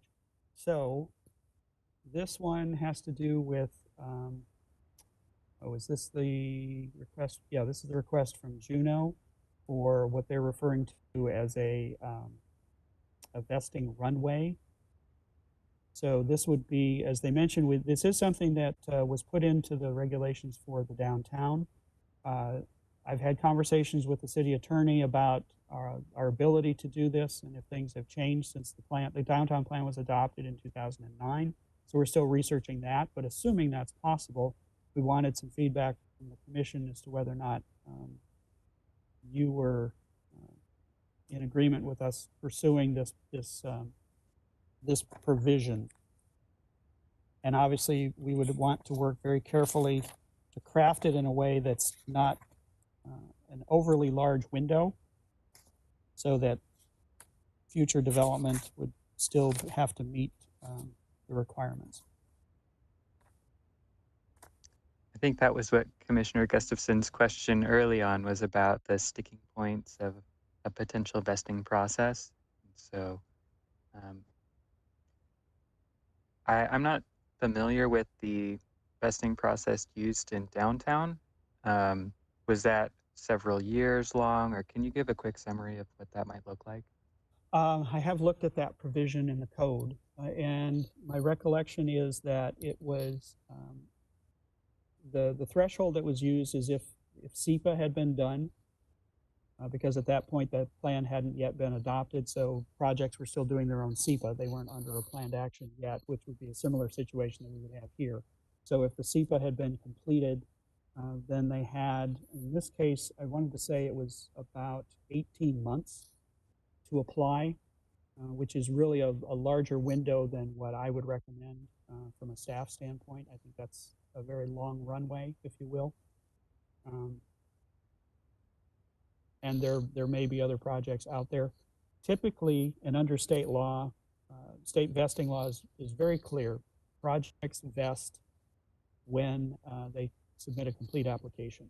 So this would be a provision that would, and this is the thing that we're exploring with the city attorney right now. As I said, we think we can do this. We want to make sure that we're allowed under state law to create a different vesting period. And I don't know if that addresses all of the questions that Commissioner Gustafson had. Commissioner Gustafson? Thank you, Chair Kurd and Director Cotterman, for touching back on these discussion items. I think I don't know a lot about the other businesses that would be in here. I think Juno is a very sympathetic applicant, and we want to help them out a lot. What is the landscape like? How many people and businesses are we talking about trying to fit in this window? And that's one of the things that we have to look at more closely is who would be included, who would not be included, and is there a good rationale for including some and not others. So that's something that we're going to have to spend a little bit more time on and research just how many are out there. There aren't a lot that I'm aware of at this time, but there may have been some other pre-application meetings, for example, that may have been held, and I'm just not sure of all of those. This is certainly one, as far as I know, is the only one that's this far along in terms of their work. They have had a pre-application, as was mentioned, and I was aware of that. That's something that was held back in early September, I believe. They had a pre-application meeting with the city. So the comments, the feedback they received at that time would have been based on our current code, with a heads up that things will be changing in the future as well.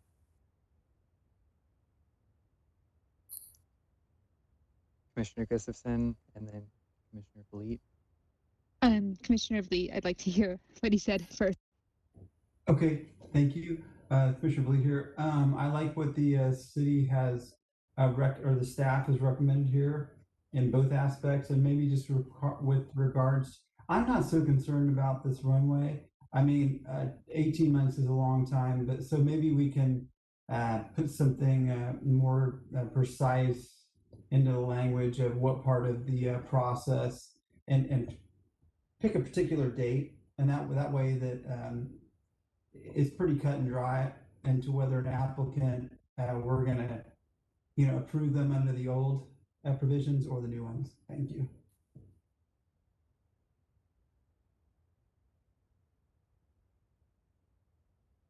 Great, thanks. So what I'm hearing then from the commission is yes, they'd like us to take a closer look at this and see if we can come up with a provision that would allow for some type of runway.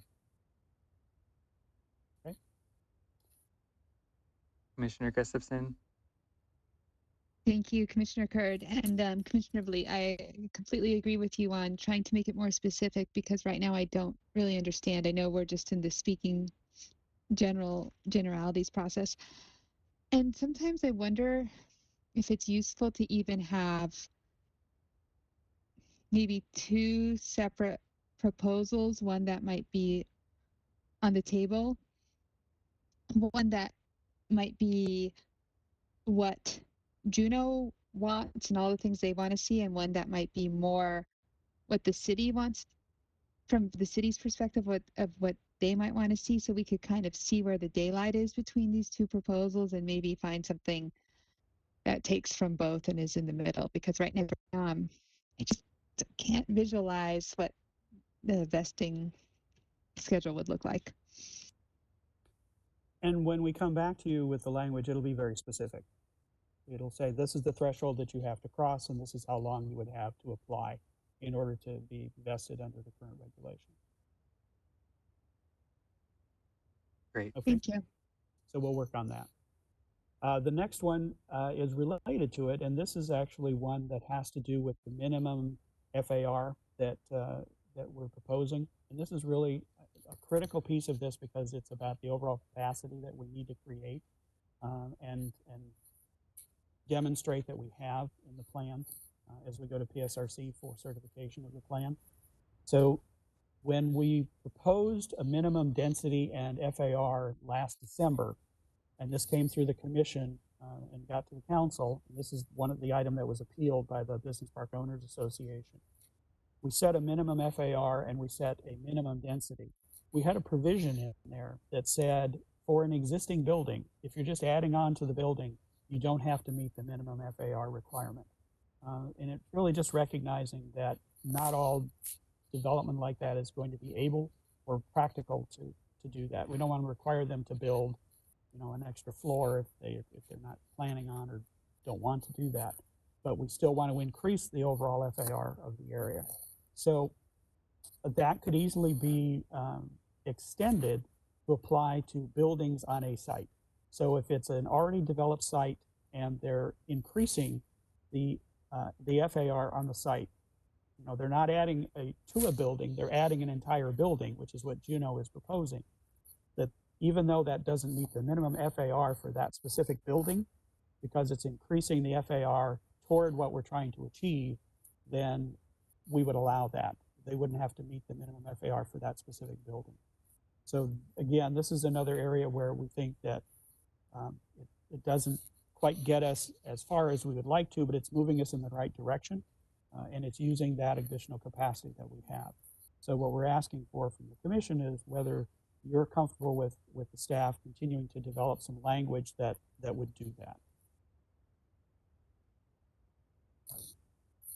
Commissioner Gustafson? Thank you, Chair Curd. Yes, I agree. This is definitely something we want to go down and not make everyone redo their whole building when they're just adding on. My question is, what is the city's experience in negotiating with developers or building owners as to what comprises an addition versus a reconstruction? I could see this getting pretty heated right here about who has to meet the requirements and who doesn't. And that's a good point. And we would define what would qualify and what would not. So for example, if it's redevelopment of a site where they're tearing everything down or tearing a certain percentage of it down and rebuilding, then in those instances, we would require that they meet the minimum FAR. And they would know that before they made their plans to redevelop the site.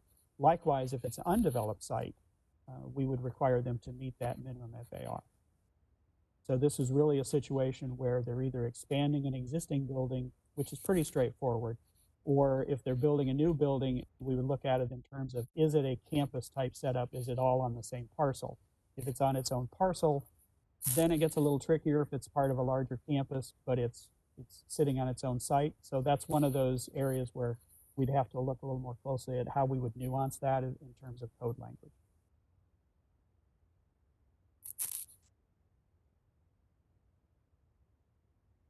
Commissioner Balit?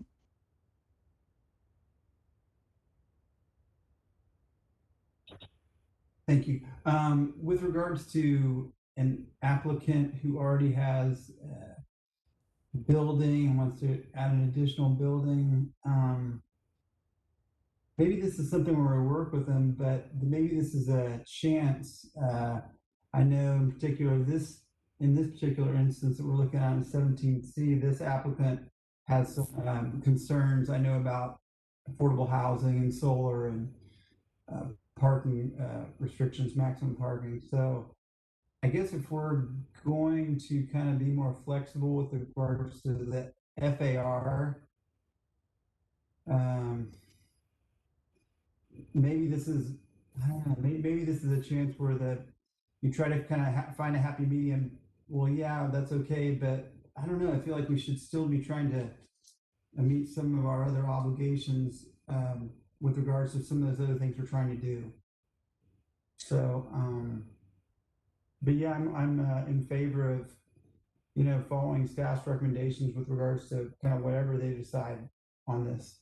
I think you guys have a pretty good feel for it. So,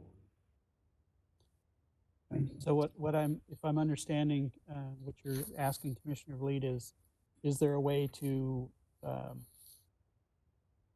I put it this way, some sort of a quid pro quo in this case, so that if they're allowed to build at a lower FAR, that there's something in exchange for that, like for example, what we do with affordable housing. If it's an incentive program, they get additional height or they get additional units, but a certain percentage of those would be affordable. So we're saying if you're reducing your FAR, then you have to provide more, for lack of a better example, public space. Got it. Or maybe some kind of fee in lieu, because it does seem like there's to be a great opportunity for affordable housing in the Canyon Park sub area going forward. And so maybe that would help, or, some type of fee in lieu with regards to renewable energy incentive or bicycle racks or any street improvements, whatever. Yeah, just something maybe. But yeah, okay. I know that's pretty vague. So no, it's a good point and a good idea. The challenge that we're going to have, I'll just be upfront with the commission, is we have to make sure that there is a nexus. There's a relationship between what we would be asking for and what we're allowing them to do in exchange for that. So we have to find that. The legal term is rational nexus, and it has to be roughly proportional to what they're getting in return. So we have to look at that a little more closely and see if there's a way to achieve that. I think it's a good idea, and it's something that we'll look more into. I don't want it, sorry, the last comment is I just don't want it to have to require a lot of staff time. So whatever, I know it's an important issue, but I know your staff time right now is pretty tight. So whatever makes it easier for you all to get the best outcome. I'm happy. Thank you, I appreciate that. And regarding some of the other things that you mentioned, the other just went blank. The other types of incentives and things that that we've looked at, I'm going to have to come back to that because I've just lost my train of thought on it. I'm sorry. And it was a really good thought too. Trust me. Okay, thanks. I'll come back to it. I saw Commissioner Olson. Did you have something you wanted to add? I did. Thank you, Commissioner Hurt. So I really like what Commissioner Vliet brought up. I think it's a really interesting thing to say. Really, in particularly if you're adding a building to a site and it's not going to meet like the floor area ratio minimums, or like some kind of public space or something, some kind of public benefit, I think is a good trade-off there. So I just wanted to say I really like that, but I also agree, don't spend all your time on it either. So that's all. Thank you. Commissioner Alders? Thank you, Commissioner Curd. Okay, Jenny Alders here. Going off kind of building on what Commissioner Vliet and Commissioner Olson said, is it possible that I apologize. Anyway, I won't apologize. I'm practicing not apologizing too much. Anyway, so okay. I'm a little sick. Can you tell? I'm doing my best. My thought is, would it be possible that maybe in lieu could be since we're talking about a separate building, some kind of through block passageway that could be used as public space. That if we're just like, let's look at all of the options that we've talked about in terms of design and layout, and is that possibly something that that Juneau would be interested in doing to, you know, in a sense, beautify this new development, so that they are keeping with the style that the sub area is moving towards over the next, you know, 30, 40 years, so that it's clearly part of the cohesive plan, even though it was planned and started before the plan took effect. Mm-hmm. Just a thought. So I think that's something that we can take a look at. And I remembered what it was that I wanted to say before that Commissioner Vliet had raised. So you talked about some of the other requirements or incentives and things that we had talked about. Keep in mind, based on the previous comment that we just addressed, as far as that vesting runway, if they're vested in the current code, they wouldn't be required to do any of these other things that we've talked about as far as requirements for new development. So in essence, that would also release them from the FAR, the minimum FAR requirement, as well as doing through block connections and those types of things. So I think as part of the discussion about this, there may be some trade-offs, some public benefit that we can gain in a separate agreement with them in order to grant this vesting, so that they do provide some of these other benefits that they wouldn't be required to do except under the new code, if that makes sense.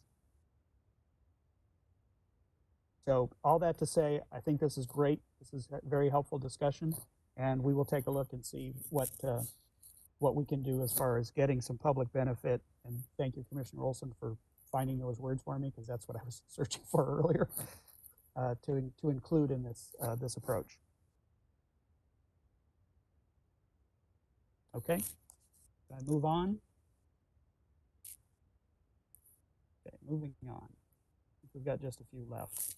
This one is from Sound Transit, the bus-based site. This has to do, is actually very similar to the minimum FAR discussion that we just had. We know that they're not going to meet the minimum FAR requirement. They know that. This has been a serious point of discussion between the city and Sound Transit, and we have been working with them to try to develop a way to make sure, again, that we can retain the capacity that we need to demonstrate to Puget Sound Regional Council that we can achieve the 45 AUs per acre, even though we're taking 12.5 acres right out of the heart of that for a low intensity bus base. So, and Sound Transit, I think, understands the need for that, and they have, so far at least, they have agreed that a transfer of development rights program that is specific to essential public facilities, which they are, would be able to address that. So this would allow us to take what they're not using on their site to meet that minimum and make that available to another site to use to get maybe that additional 85 feet height that we talked about, or some other public benefit that would be created as a result of that. There would be a cost to that. That cost would be, the benefit of that cost would go to the city, and we could use that for affordable housing or other public benefits. But I would think primarily affordable housing is what we have in mind with this TDR. And that could be the transfer that occurs, so that the additional 2 stories that a residential might get from going 65 to 85 could be that's a large portion of that is affordable housing. So what we're suggesting at this point is we acknowledge that this is an ongoing discussion. This is an approach that we believe is the best solution to this, and we'll write something into the code that's basically a placeholder at this point, because there's still quite a bit of work that would come after adoption of the plan to identify the sending and receiving sites, primarily receiving sites, because we have the sending site already identified, as well as what the value of those credits would be and how the program would be applied. So lengthy explanation for really some very basic direction we're asking for from the commission. Are you supportive of us using this TDR approach and incorporating just a placeholder at this point in the draft code? Commissioner Gustafson. Thank you, Chair Kurd. I am in general in favor of the idea of a TDR program. However, I do think at the last meeting, I and basically every other commissioner said that we want to see Sound Transit give more in order for this to work.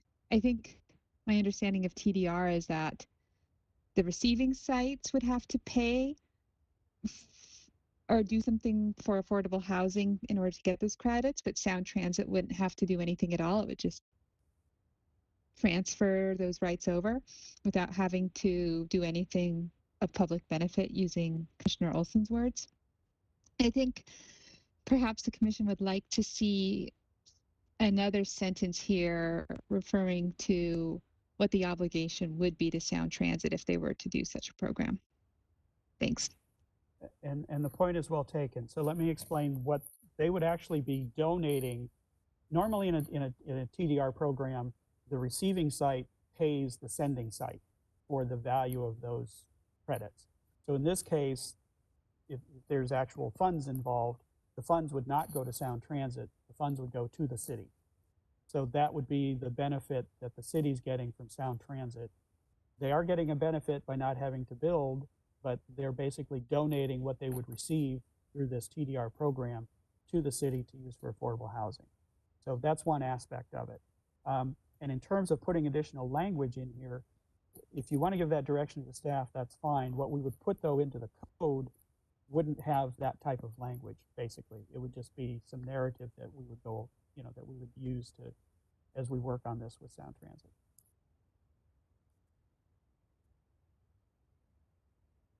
Commissioner Olson. Thank you.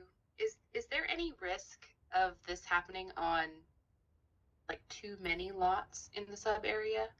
We're talking about Sound Transit now, but I guess does there need to be something that says like, okay, but we can't have like a bunch of different essential public facilities all over that kind of skew the sub area? I hope that makes sense. It makes absolute sense, and that's one reason that we're talking about limiting this initially to just essential public facilities. So there aren't a lot of essential public facilities. That would include things like the bus base. It would include things like the fire station. There's a fire station. Yeah, usually a public facility. Essential public facilities are those things that are identified by the state or sometimes local government that are difficult to cite because of their site requirements or because there's usually opposition to them. So it's things like jails and wastewater treatment plants and fire stations and things like that people don't want as neighbors. So we have to allow them. We can't preclude them, but we can regulate them, and we can put certain conditions on them and certain requirements, which is why in this case we're requiring them to meet the minimum FAR, even though they can't.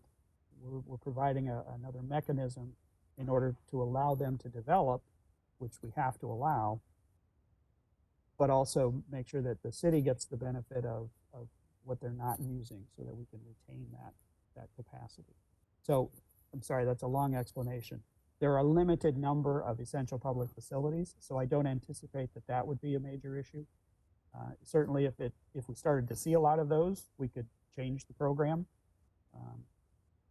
And there may be some provisions in there that say, yes, you're eligible, it's available, but it may not work in all cases, so you can't use it because we have too many credits existing. We could put a maximum number of credits, for example, that can exist at any one time, and no one can add to it until we deplete those. So there are different ways to address that.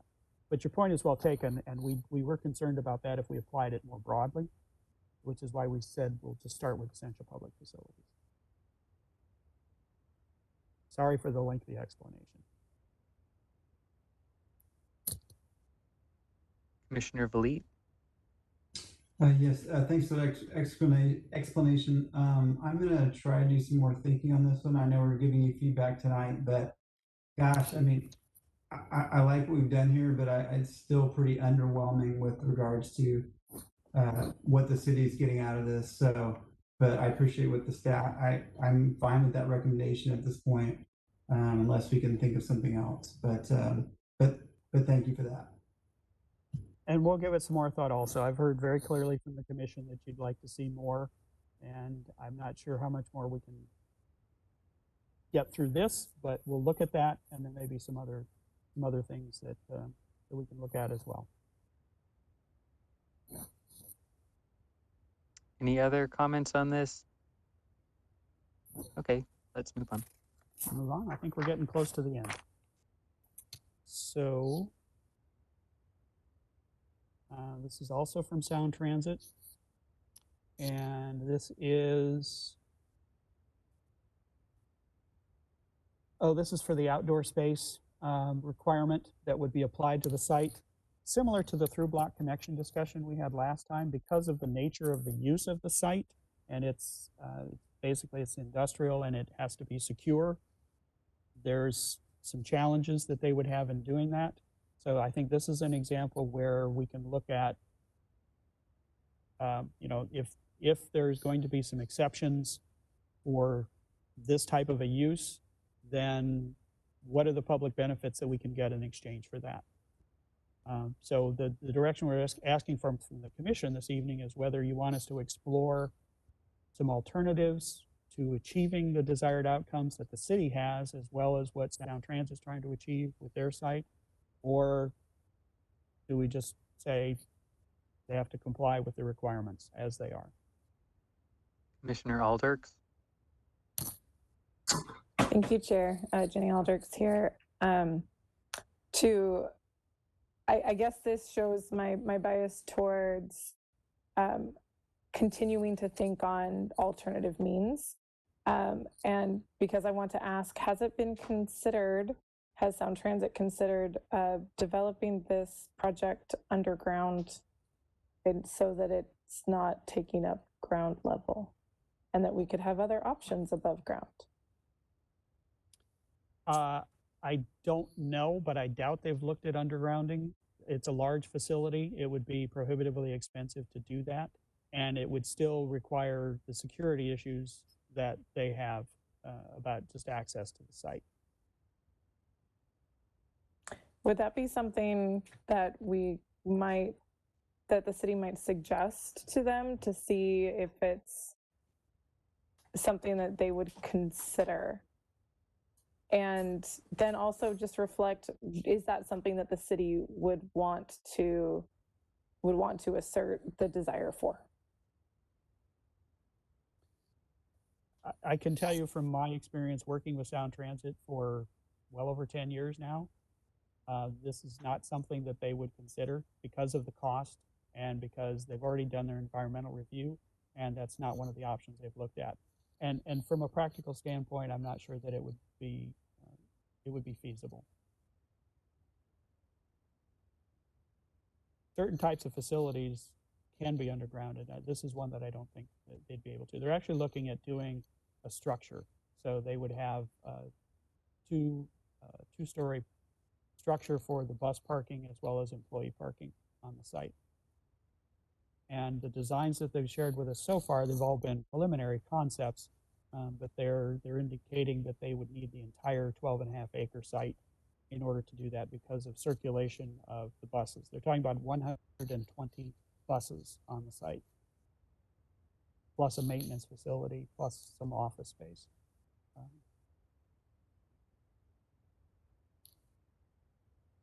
Rachel, did you have a comment on that too?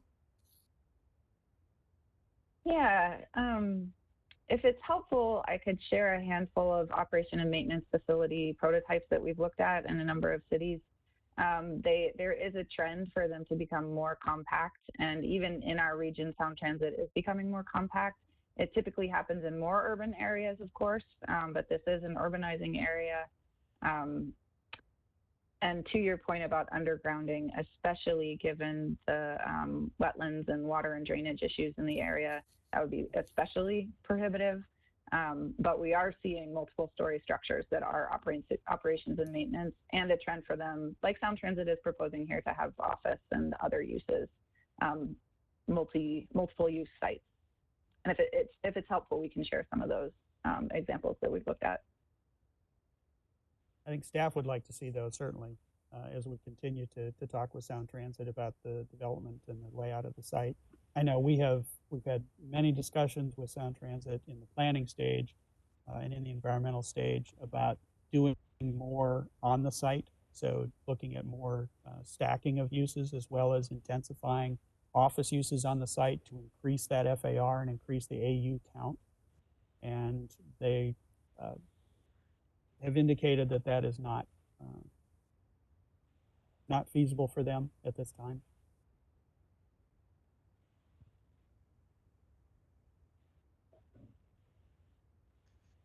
I think the commission has repeatedly made its point on Sound Transit.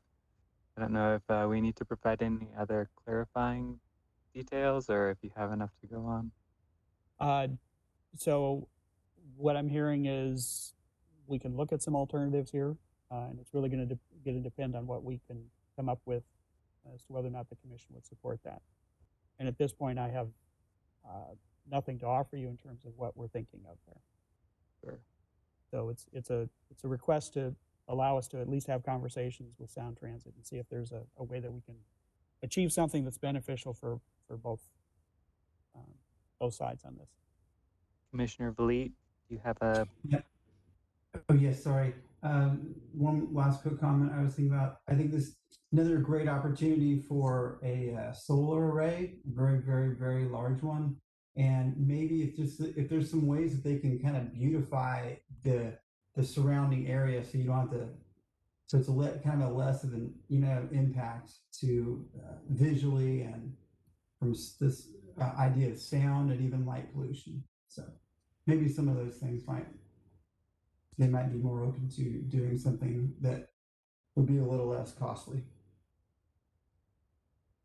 Well, and I think the solar array is an interesting idea because they are talking about going to electric buses, and they're already planning on converting this to storage and maintenance for electric buses. So I would definitely pursue that as well as some of these other ideas with them. Thank you. Thank you. So next one, and this might be our last one, very similar on this. They're asking about the current cross section that we have in the plan, and I can give you the page number on that. In the draft plan is page 122. It shows a cross section for 20th that has a 40-foot wide landscape, sort of a swale, really, on the east side of 20th, which would encompass really the only access that the Sound Transit site has to 20th. So they're asking that that we look at some way to reduce that because it also takes a big chunk out of the property. And again, they're saying they need the entire thing in order for the bus base to work. So similar to the previous one, we're just asking for the commission's feedback to say, yes, we can talk to them about ways that we might be able to reduce that or offset it somehow with some other action.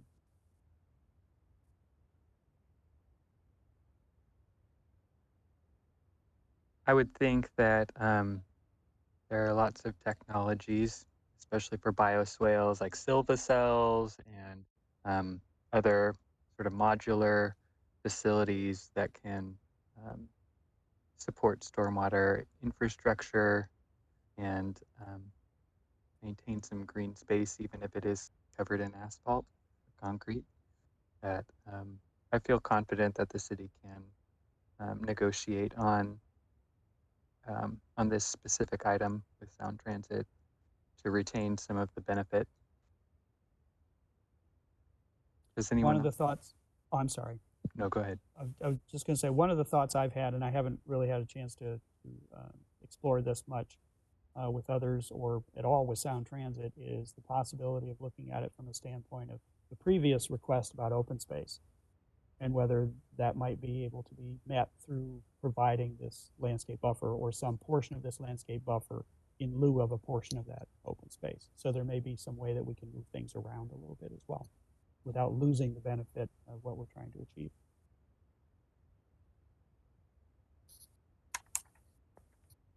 But again, I don't have a specific answer at this point. Commissioner Alders. Thank you, Chair. Jenny Alders. Here, Director Cotterman, I think that you are onto something with that, and I look forward to hearing what comes of your exploration to see if there is a way to trade open space in some way, and to Commissioner Vliet's point, if some of that open space could somehow be, well, the solar panels are probably on buildings, but if there could be those alternatives explored, I think you can come up with some good ideas, and I think you're onto one there. So thank you. Thank you. Commissioner Olson. I just want to confirm that I'm picturing this. So instead of public open space somewhere on the lot, oh my, I'll wait a second while you do the lights. Thank you. I realize I look really spooked. Oh, there we go. Okay. All I have to do is threaten now and it comes back on. It's appropriate for October, but probably not the rest of the year. So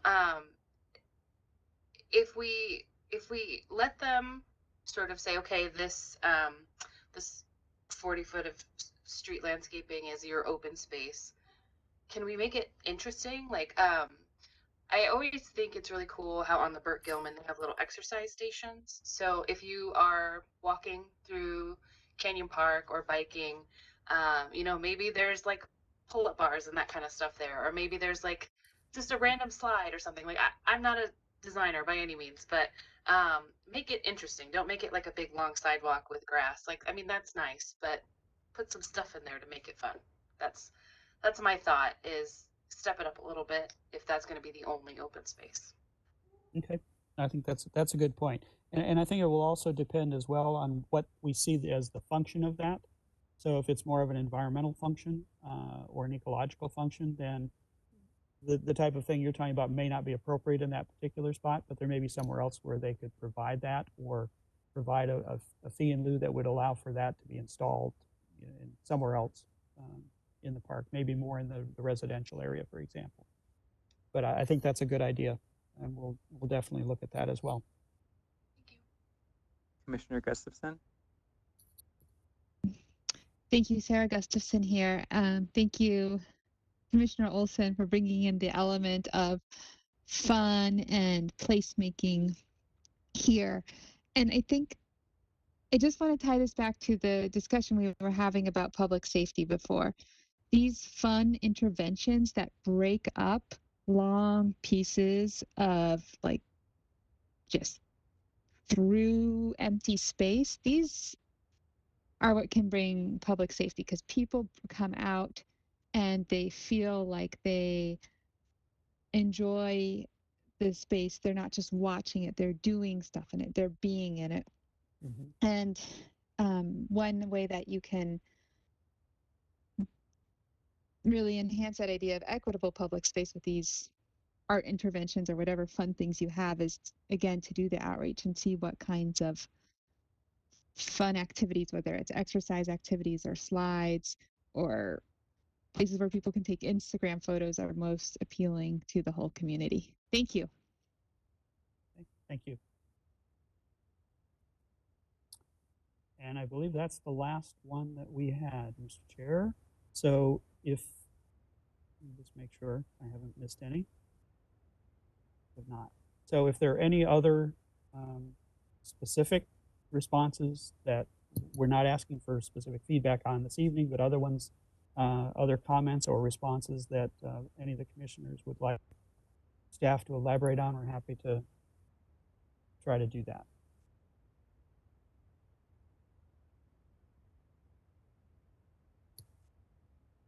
I'd just like to say that I really appreciate the time and effort that went into this.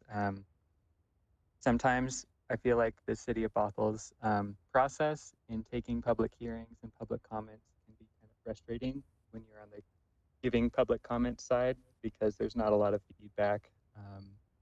And that was sort of by design, but I really appreciate that we're taking the time now to go through each comment that we received and really line by line try and address everyone's concerns.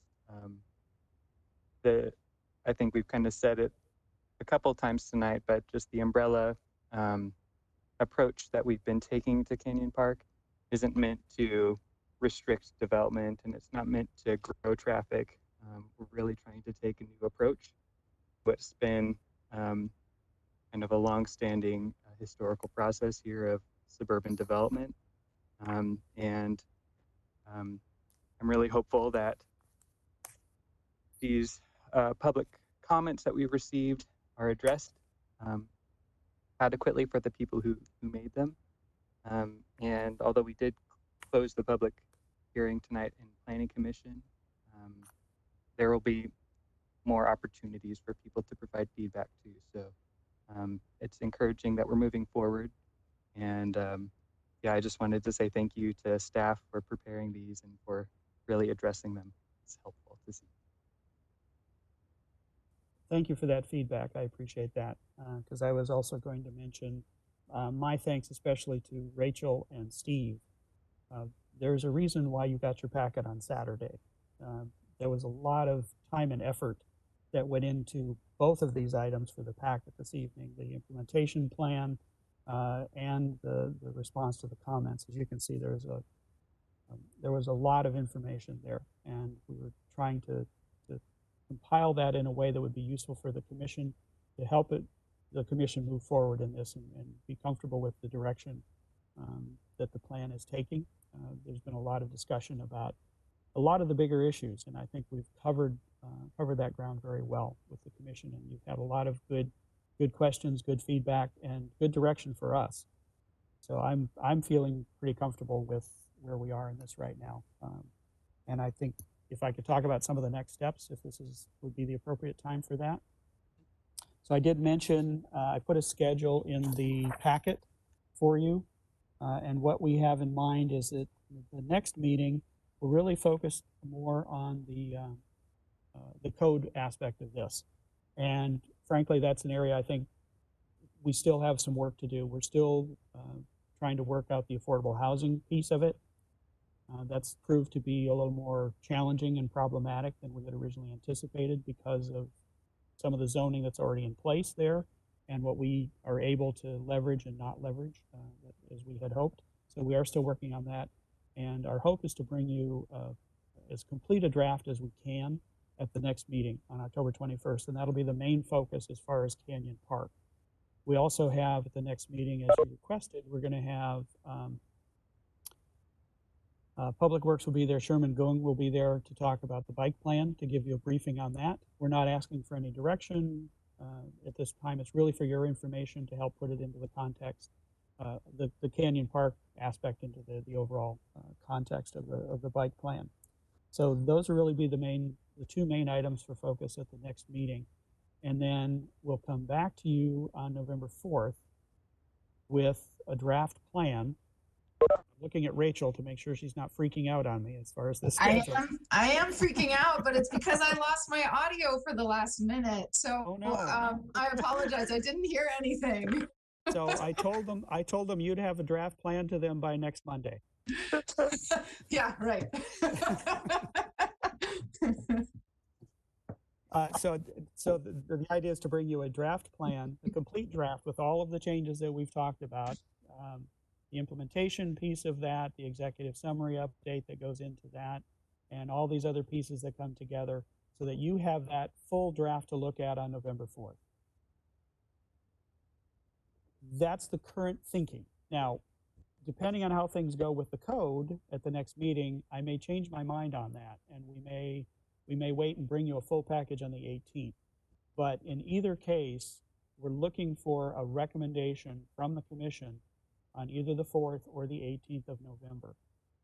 And my sense is, from the discussion we've had, especially this evening, that I think the commission is very close to being able to make that recommendation. So if there are any specific things that you think we haven't touched on that that you need some additional information on, and we can either have that discussion on the 21st at the commission meeting, or if it's something you wanted to discuss with staff individually, you can contact me, and I'm happy to try to address any of those questions individually. If that would be more appropriate or comfortable for you, we can certainly do that. But it's really important that we get to a recommendation in November at the latest, and we have 2 meetings to do that. And I think it's doable. Also, one note on the change. So we will be briefing the council on this. I was hoping we could do it in the middle of November, but I think we're going to push that off to early December, just so we've got some additional time to put everything together and see where the commission is on the recommendation. So that will come at that time as well. The other reason it's really important for us to get this recommendation to the council is if they would really like to see this by the end of the year. And I think it's important that they have the ability to act on that by the end of the year. There are a lot of other things that need to fall into place for all that to happen. So they're ready for it. I think the commission's ready to pass that along.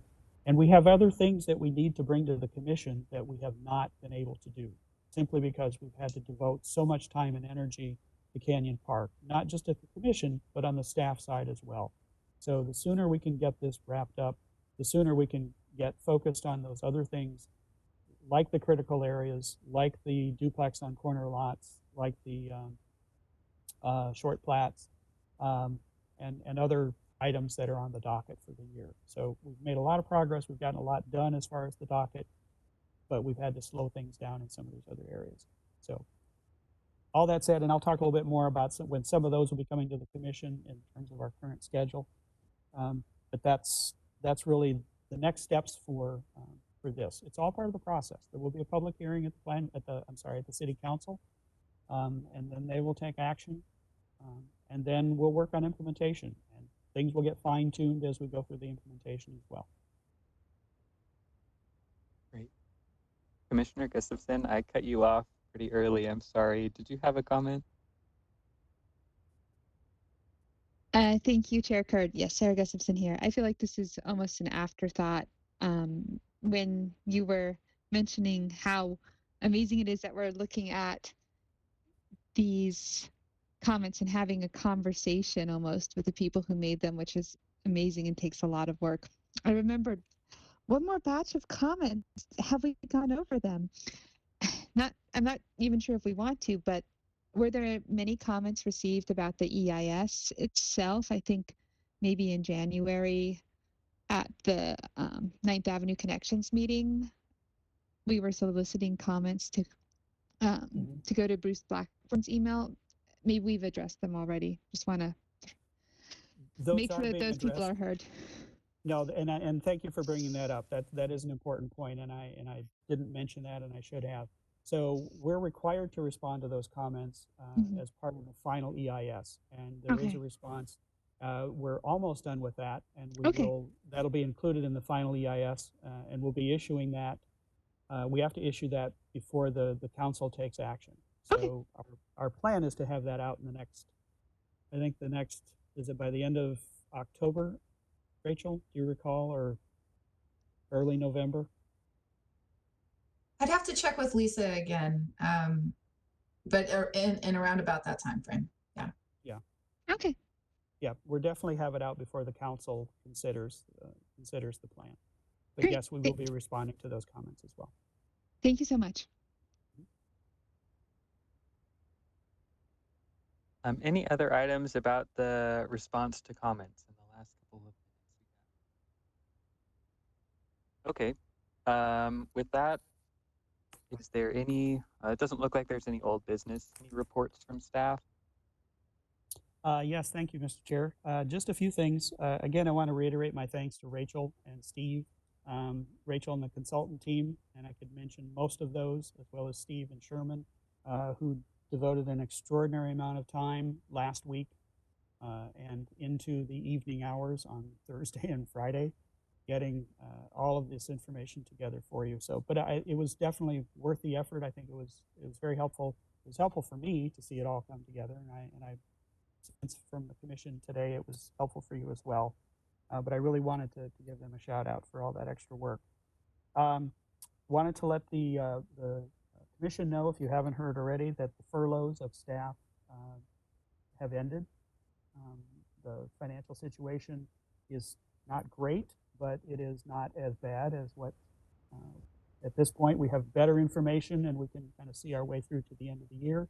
So as of October 1st, we're no longer on furlough every other Friday. So we are back to working our regular, somewhat regular hours, I should say. But we're all still working remotely. So keep that in mind. It's a step forward, but there's still a long ways to go to get back to having everybody working in the building. The senior planner position has been posted. It was posted, I don't remember if it was yesterday or the day before, but in the last couple of days. And we're advertising that far and wide to get good response to that. We've also had some follow-up discussion, Rachel and I have, with a couple of instructors from the class at UW regarding the equity. I'm not sure whether to call it an equity analysis or an equity lens or an equity framework. They're refining the scope and they're putting together, they have several projects that they're going to have the class do. This is one that the class can choose, and I think they're going to assign a couple of groups to work with it. But part of that will be outreach to those cultural anchors in those communities to get more feedback about the plan and looking forward into the implementation. So I think, and they're also going to do some research in terms of best practices and how we can do more of that in the future. But I think even if it's not a full equity analysis, as we had talked about, it's still going to be very helpful and a really good step forward for all of us on that. So that looks like that's going to happen, and I'll keep you posted on that as well. I mentioned the bike plan will be coming at the next meeting on the 21st, along with the code, and then any final direction from the commission as far as any additional edits, questions you have on the draft plan itself. The duplexes and short plats that I mentioned, we have a consultant that's been working on that, and they'll be coming to you on the 4th of November, along with the recommendation on the plan that evening, if we're able to do that that day. So we'll get started on that discussion. This will be the introduction of that item to the commission. It's really two items. It's allowing for duplexes on corner lots and single family, all single family zones in the city on corner lots. And we'll focus on that. That's the specific grant,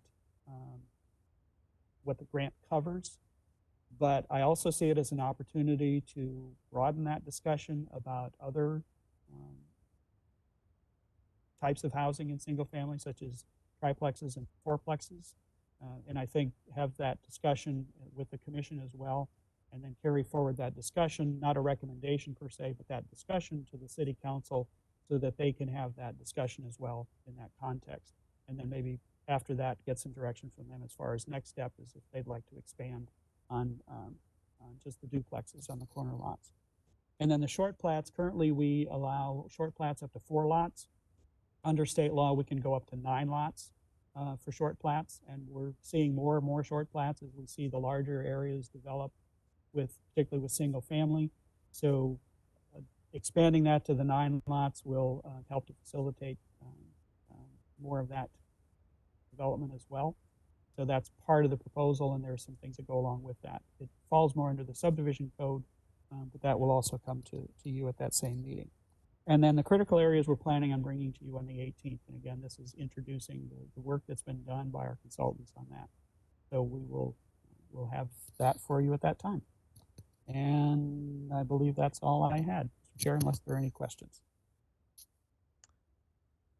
Can I get a request for an extension to the meeting for maybe Commissioner Valit?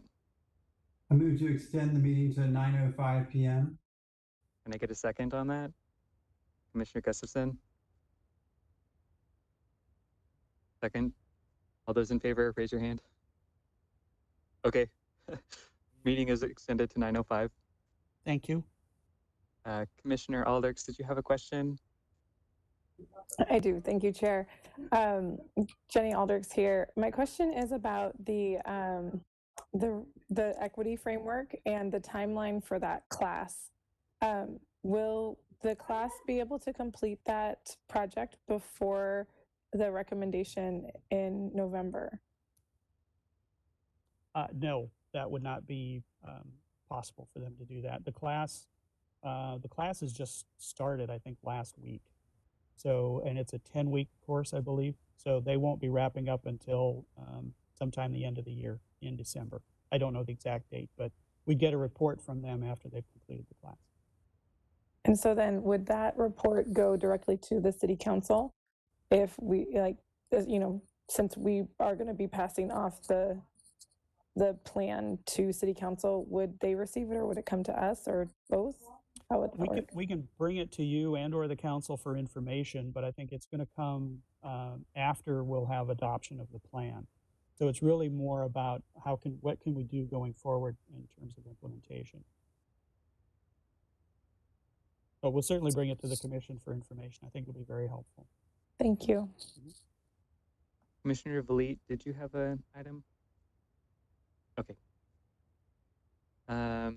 Are there any reports from members?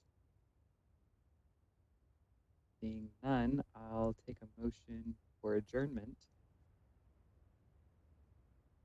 Commissioner Olson. I move to adjourn the meeting. Can I get a second?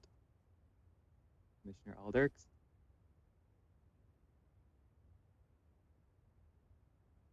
Second. I actually have to say it. I thought I was seconding it. Yes. Sure. Okay. I second the motion.